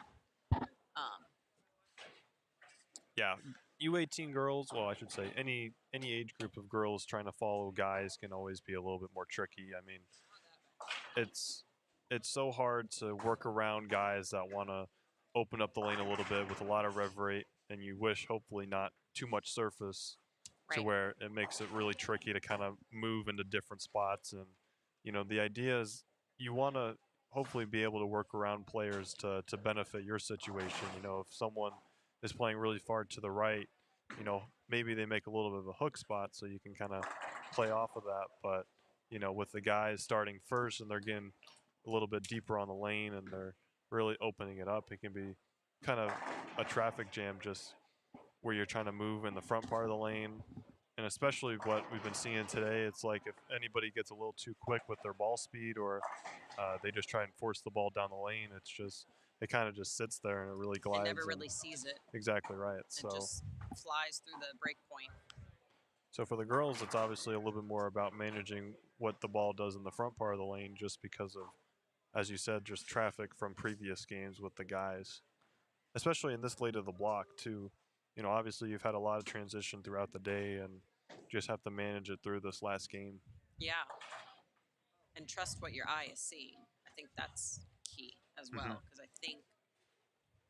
I mean, I'm guilty of it too, where you're just not sure if what you're seeing is actually what's happening. And again, by the time you kind of buy into it and commit to a change or something like that, you're 3-4 frames behind. Right.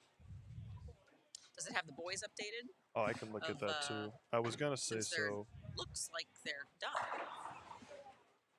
What did we have happen here, Gary? Did we have a lane breakdown? Is that why they're a game behind? Maybe.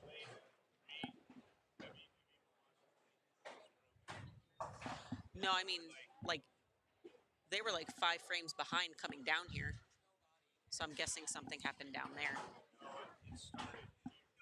Oh, just kept going. I don't know.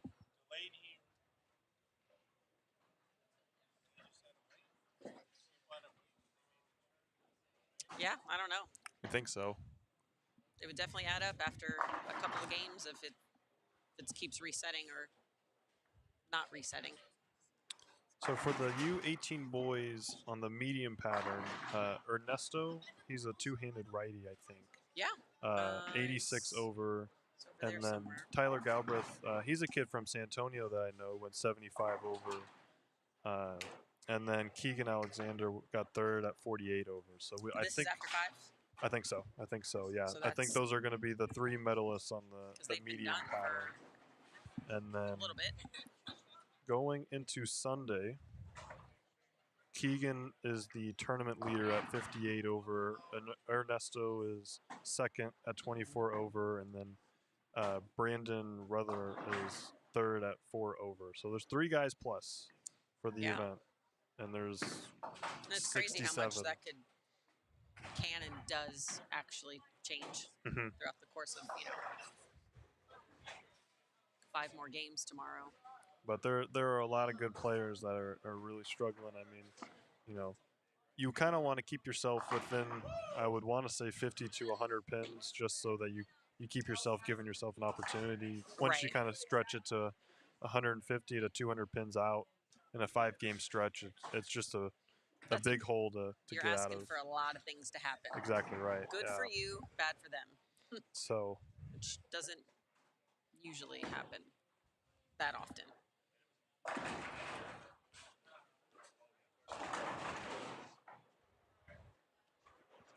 right, well, this pair in front of us is about to be done.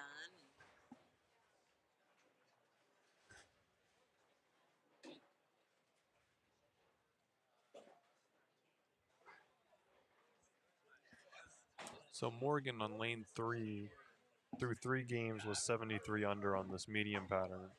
They came down from the high end, so I'm not sure what she had game 4, but she has a little something better going. And Abby on lane 6 just threw a Brooklyn. She's 36 under through 3 games so far. So these girls, I don't think their scores are updated quite yet, just because they had to make the turn. Right. But I mean, from the few scores I've been able to see of the girls that are bowling in front of us, I mean, they're keeping themselves in it.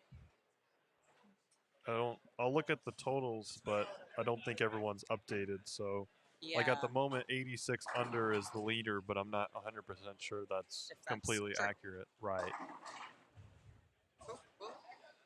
And Abby's going to shoot a $187 with a spare. That's another two-handed girl, I think, too. We've had 2 of them so far. Even see. On lane 2? She just made that spare. Yeah, the 10 pin.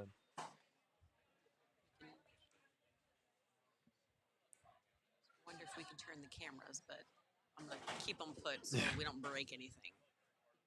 But yeah, no girls are plus even through, whether it's 3 games or 4 games so far. It looks like the best score was 86 under, and the second closest was 97 under as well. Everybody else is pushing under. And are they in front of us? Are the Alexa girl? Yeah, Kendall, Abby. I think I want to think so. I'm not. Olivia Phillips. It's a little harder to track where people are. Right. I don't know. I don't think Karina's in front of us. Caroline. I think she finished down there. Yeah, that's the hardest part too. I think some of them are way. So this group is We're a little split. 6 at the very beginning and probably 6 at the very high end. But I do know Morgan. I thought she was up there for a little bit, at least this morning, on the shorter pattern. I'm not too sure about any of the other girls. Morgan is also going to Wichita State in the fall. Abby is going to Nebraska. Right. I Not, did see that. Not this fall, but the following fall. It seems like people are committing, or maybe not, like sooner and sooner. It's like, wow, Yeah. okay, we already know where we're going. So that's check off the list, Yeah, you know? exactly right. One less thing to stress about. The hardest part, though, is that, as a guy, it's very different looking at colleges than it is as a girl, just in the factor with NCAA and, what opportunities versus, what amount of money a school could give you and, what academically you want it to look like. And a lot of the guys, it's more either NAIA or club teams or, I think the mindset going into what schools you want to look at as a guy bowler versus as a girl bowler is very different. I would agree. I mean, even I bowled in college eons ago. The programs available to me were very limited in the sense of NCAA and NAIA type programs. Right. Now it is like, it seems like every school has a chance to give scholarships. Right. Which is incredible. No, it's phenomenal. Yeah, absolutely. More specifically on the female side with, whatever the Title IX compliance and all those things. But it's just kind of awesome because there's so much talent that there's so many opportunities for them to go places. They don't have to always go to the bigger schools. There's so many other smaller schools that have a lot of money as well. Oh yeah, there's plenty. Yeah, exactly right. And I think it all comes down to when do you want to bowl in college and what opportunities you want from the school, right? So I think that when you go to some of the bigger name schools, obviously they're going to have and try to recruit some of the bigger names at the youth level, superstars, right? And I always try to compare it. Well, I used to compare it to football. I can't really do it now anymore. Nick Saban was always, one of the greatest college football coaches. But I would always say that, if you're in high school and you're looking to go to Alabama, it's probably understood that you're not going to play right away. Right. Are you going to be a bench warmer for 2 years? And if you're okay with that, then great. And I think that applies to bowling just as much when you go to the bigger schools. And, there's also kids that really enjoy to just want to go play right now. And I think that's phenomenal. So you just have to know, what schools will allow you to do that, and then what opportunities and what you want to study that will also go into your decision. Or if you're more willing to wait, whatever amount of years to, practice, get better, and then hopefully have your opportunity to be on the starting roster. Yeah, it's all it comes down to is managing your expectations and being realistic about what you're getting into. Right. And hopefully a coach and a program is honest with you in that regard. Because there's lots of programs where, let's say, you're a big fish in a small pond where you come from. Right. That now all of a sudden you're a small fish in a very big pond with lots of talent. Or you can, like you said, go to a program where that was very unfortunate. I know, I saw that too, yeah. It's like so close and slides right in front of it. Or like you said, if you want to be a starter right away, don't care where you go, then go to maybe one of the smaller schools. I don't even know if that's the right word, but where you could be the superstar of their program, No, absolutely. And SYCs are definitely a big help in pushing for, when you want to show schools what you've done. It's a great opportunity to show colleges, hey, I placed, whatever at this SYC or, multiple SYCs. I have this amount of medals. I think it's a great thing to put on your resume to showcase how good of a bowler you really are. I'd be curious to know how many of these kiddos are homeschooled, with how much school they might be missing, or maybe they don't miss, but you see the same faces over and over and over again. And it's like, wow. it's a big commitment, you know. Definitely, yeah. And it also, yeah, it depends on their age, and I like for myself, I am 18 now, and I started bowling when I was 13, but I played like every other sport before bowling. Hmm. So I did Bowling in was the person, ugly stepchild. kind of. Uh, It was but always there, but you know. but point being, like I tried every other sport, but I was in person school like the whole time, and I was my parents gave me every opportunity to look at what other sports I wanted to try, and then once you kind of figure out the one that you really like, then you Yeah. kind of get to stick to it. But you can also be happy that you got to try different sports for the case that Hmm. you're like, oh, I'm happy I tried that, but that's not for me. Right. And like there's some kids that bowl out here that they get taken into homeschool, online school, whatever it may be, even quicker, and Right. it's unbelievable. Like I never got to experience picking my sport really quickly, so I was always trying different games, trying different sports, different activities, just to find what I was truly interested in. And some kids have already found that so early in their lifetime that and it's good for them, it's really exciting, but it's definitely fascinating to see how different everyone's situation may look, and how many opportunities they're trying to give themselves to bowl as much as they can. And not to mention, just to add to that, like I can only speak for myself. Um, Very much like you, I played lots of sports when I was a kid. Hmm. And like I said earlier, now that I have two kids, I'm going through that. We're trying softball, we're trying Hmm. gymnastics, we're trying ballet, Yeah. all the things, um, which is great because at some point the light bulb will go off of like, wow, I really love this. Yeah. Like, Yeah. I really love doing this. And I feel like for me, Hmm. my light bulb went off in high school. Okay. I decided, okay,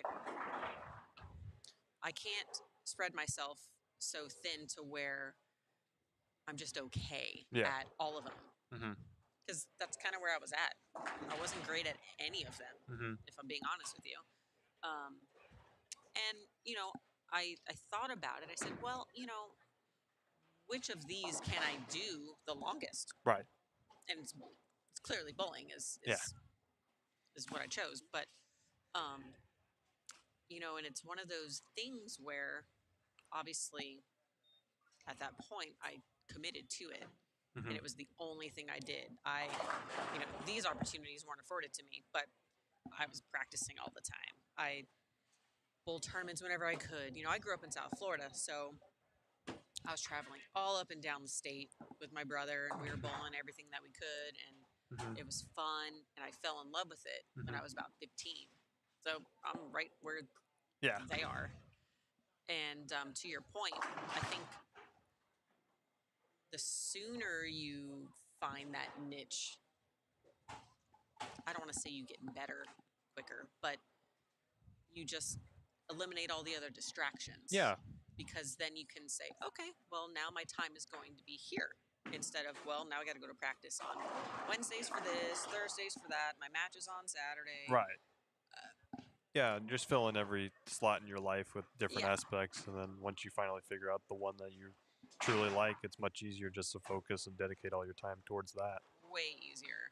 And that's kind of where I was at in high school. And But I always think it's good for kids to explore and look into different interests, and because that really just solidifies that, yeah, this is really what I like to do. It's very hard sometimes, I would say, to say that you found your interest, and then like you look at all these other sports that are on TV, or all these different TV shows, or people that are in different interests, and you're like, well, I've never tried that, so like, yeah, I don't know. yeah, exactly. So I definitely think there's good aspects to playing and trying new activities in different sports. And then the best part, I will say, at least when you're younger and you're playing different sports, is it keeps you active, it keeps you healthy, Hmm. and I think it challenges you in different ways, right. because every sport is demanding Hmm. in a different aspect, Right. you know. 100%. And I'm not saying one's more than another. I mean, I think we would all agree that bowling isn't so much physical Yep. as opposed to football. Yeah, when you compare Of it to course. like more physically demanding sports It's where literally compared to golf. yeah, Minimal physical effort in the sense of we're playing mostly offense right. all the time. But that's not to say it's not challenging. Yeah, So no, it's exactly what you said. It's just different. it's up here. It's challenging in different ways, and I think sometimes people think that sports have to be challenging physically because you watch like wrestling or something Right. that's Which more is physical very contact. aggressive. Right, exactly. And that's not always what sports are. It's exactly to your example, golf, bowling. I would even say tennis to an extent. At least they're kind of running around a little bit, but it's not all physical contact. Right. So there's, yeah, I think it's great when kids can explore their, venue of what sports they're playing. Even like a chess player. I don't play chess. Mm-hmm. Um, minimal physical activity, Right. but super mentally challenging. Yeah. You're always trying to be one step ahead, Every move matters. And literally bowling, you're always trying to be a step ahead of, Mm-hmm. You don't want to leave the big four or that almost. Yeah, I know. And then say, darn it, like I knew I should have moved, Especially in a critical time towards the end of the day too. This is when I would say people are a little bit more getting a little tired, or maybe their thoughts are wandering a little bit more to what they're going to do after bowling, and it's just as important to put the same emphasis on this shot as it was to put on your very first shot of the day. You have to be equally as focused. You have to try and get as many pins as you can so you can come into tomorrow well rested and excited to bowl, just to be able to gain as many pins without stressing with the factor that you went to bed being like, well, I lost 50 pins in opens or whatever it may have been because I just wasn't focused on what I should have been doing at that time. And I will go back to what I said earlier, if you're just tuning in, that, let's say these girls that are bowling here, they're literally the last two pairs bowling. Yeah.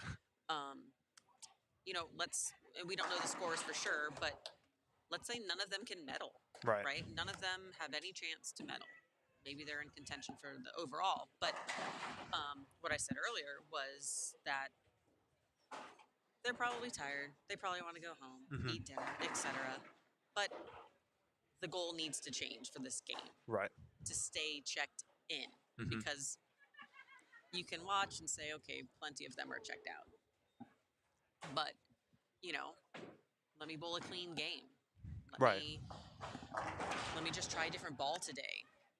Even though I know this one's not working, let me do something. There's always that's super critical, I think, in what we do. Yeah, change the mindset, Depending change on the situation. Right. Try to find some value that you can take out of this. I would say we're 2 frames, 1 frame on 1 and 2. We're literally a couple frames of being over. Because it's not also just about the factor that it's only 2 frames and you're done with today. It's the factor of when you are in contention and you are in an opportunity to do well, that you can trust yourself to be focused and be all in on these 2 frames, even in a moment where it does matter more so than maybe what you feel tonight, where it's like, it doesn't make or break the weekend if I strike here or not. There'll be moments where it will matter a little bit more, and if you can trust yourself to have just as much focus on the first shot as you did the 10th shot in this game or whatever it may be, right, you're building better habits, and you're putting better emphasis to believe that every shot is just as important as the last or as the next one. Yeah, it's literally just to kind of echo what you said, that it all matters. Like, even though maybe in your mind it doesn't matter, but in your psychological state of mind, it's like, okay, well, today may be over with and I finished where I finished, but I really think the attitude carries through to tomorrow morning when they start the long. Right. Because we don't really know what the overall is, but every pin counts. Yeah. And I can only speak for myself that I've lost not just matches, but missed cuts based on not getting count on a spare. Mhm. Um, That's what I was gonna say too. things It's like that, you know? obviously there's only going to be one winner, but there's Right. plenty of opportunity for these kids to still cash. There's still money, I guess, to be made. So every shot and every pin matters to maybe improve your check by one spot, whatever money amount that may be, or whatever placement that is to you. There's always something to bowl for. You know, there's always a silver lining. I, like I said earlier, our brain, we're just programmed to always go to the negative. Mm-hmm. And, well, forgive me, oh, that sucked today, or this was bad, or Right. whatever you tell yourself. But what you tell yourself is what your mind believes. Right. If we keep feeding it that stuff, Right. then that becomes your truth. Mm-hmm. And when I watch and listen, more so body language and what they say to their parents or whoever's here with them, Mm-hmm. it says a lot to me of what kind of person they are and how they Right. see life. Let's say it. Not trying to be deep or philosophical here, but I think it runs true of how they carry themselves in general. Yeah, even before they throw a shot and before you even see them throw, bowl and any sort. Yeah, I 100% agree. I think it's even funny too, like, especially like in your home center or something, you bowl league, let's say, and there's plenty of times, at least back home, where you'll talk with some house bowlers and they'll be like, oh, this side of the house is harder or whatever, and maybe I won't score as well, and it's like you've already kind of embedded that. You've already checked yourself out. Right, and you're like, the night hasn't even started. It's like, Right. and you've already, I would say, you put more pressure, or you've emphasized that, for whatever reason, you're going to score less just because you think this side, does something different. I don't think there's anything wrong with recognizing that one side of the house might give you more opportunity to score versus another, but I think there's also a difference in being like, you can embrace the challenge and, Right. what happens if I do shoot, let's say like 750 for 3 games or whatever the number may be, and how great of a feeling that could be versus just already putting yourself down and being like, Right. I'm not gonna score well or whatever. And you're like, You already almost set yourself up for and accept the fact that you're going to bowl badly. yeah, Because maybe your track record is such, Mhm. or I think there's always maybe you just don't care that night, and Yeah. if you bowl bad, then you already are like, well, I already knew That I was a was good going to shot. bowl bad, yeah, absolutely. I think there's so much to prove to yourself, no matter what the condition could be, especially when they're harder. Because I'm like, doesn't that make you want to bowl better more? I'm like, you would want to prove to yourself that in a harder state that you can excel. Mm-hmm. It just proves to yourself, how great of a player you can be. Yeah, you can overcome the challenge of, and the way I kind of teach my students to look at it is that you're not bowling these girls. You're Mhm. literally bowling the lane Right. every single time. And if you can conquer the lane, you'll bowl well. Right. Now, that doesn't mean your scores will be better than theirs, but it at least gives you a different way of approaching it, in the sense of, look, I'm just trying to conquer lane 4 right now, lane 10, whatever the case may be. Because your focus will always be of what's in front of you. Yeah. And I really like the difference that you say with bowling well versus beating someone else. I think, especially among kids, people think that bowling well is beating someone else. And Mm-hmm. it's more, I would say, about self recognition of, well, you may get 5th, let's say, at this event, but, obviously you didn't beat the 4 people that you were ahead or that were ahead Sure. of you. But what happens if you got 15th the year before? I would say that's already a win just because you've excelled and you've proved to yourself you're a better player than you were the year before. Mm-hmm. There's still value in results whether you win or not.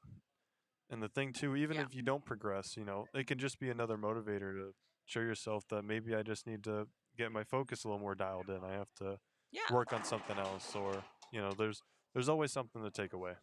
Hey, I mean, listen, holding yourself accountable, there's a lot of times we don't like to look ourselves in the mirror and be honest with ourselves. Mhm. Of, okay, I didn't bowl well today.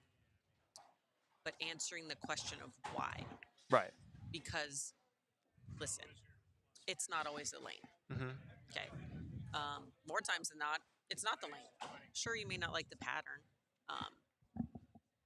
but again, everybody's bowling on it. Right. We all have to kind of figure out a way to combat it. Right. You know, and if you're just not physically bowling well, but you're not telling yourself that, you're only lying to yourself and not really growing. Right. You know, okay, I didn't bowl well today. My speed control was not good. Okay, well, that's something tangible we can move forward and work on. Right. But if I'm not even conveying that to myself, then I'm just kind of... I think that's a good thing to point out too, because I think that, you know, pros and coaches will always tell you to kind of self-reflect after the event.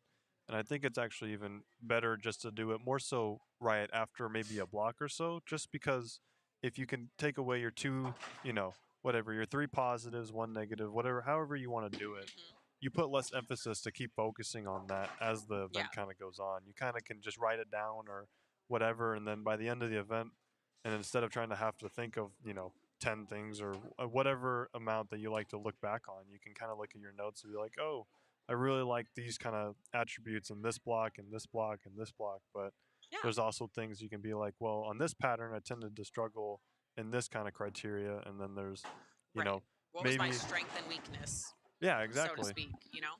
And it could be more dependent just on, you know, per block, especially when there are three different conditions. Maybe when you bowl an event where the pattern is the same, it could kind of be dialed back to, you know, a couple specific things. Right. But maybe on short, it's just alignments. Right. Maybe on medium, it's ball choices. Mm-hmm. Long, it's speed control. Right. Whatever the thing is. But the thing is true to you. Mm-hmm. You know, and that's what I always... I try to self-reflect a lot and see both sides, you know, the pros and the cons, because I think there's value in both. Mm-hmm. It's not always going to be roses, right? And yeah. And then you also don't have to be self-critical either. You just have to have a good balance of, you know, things that you liked and things that you didn't like, and then being able to let go and move on and bowl the best you can at the next event. It needs to be constructive. Exactly. Yeah. That's it. I think there's just need to be aware of what's happening and be honest with what's happening. That was a good shot. Yeah. Good one to end on. And I think we're about to call it a day here. I think so too. These people are probably tired of hearing from us. So Gary's going to close us out here, but it was nice to chat with all of you guys. Or rather, talk to you. Yeah. And we'll see you tomorrow. Right, Gary? We are. All right. Good. Maybe.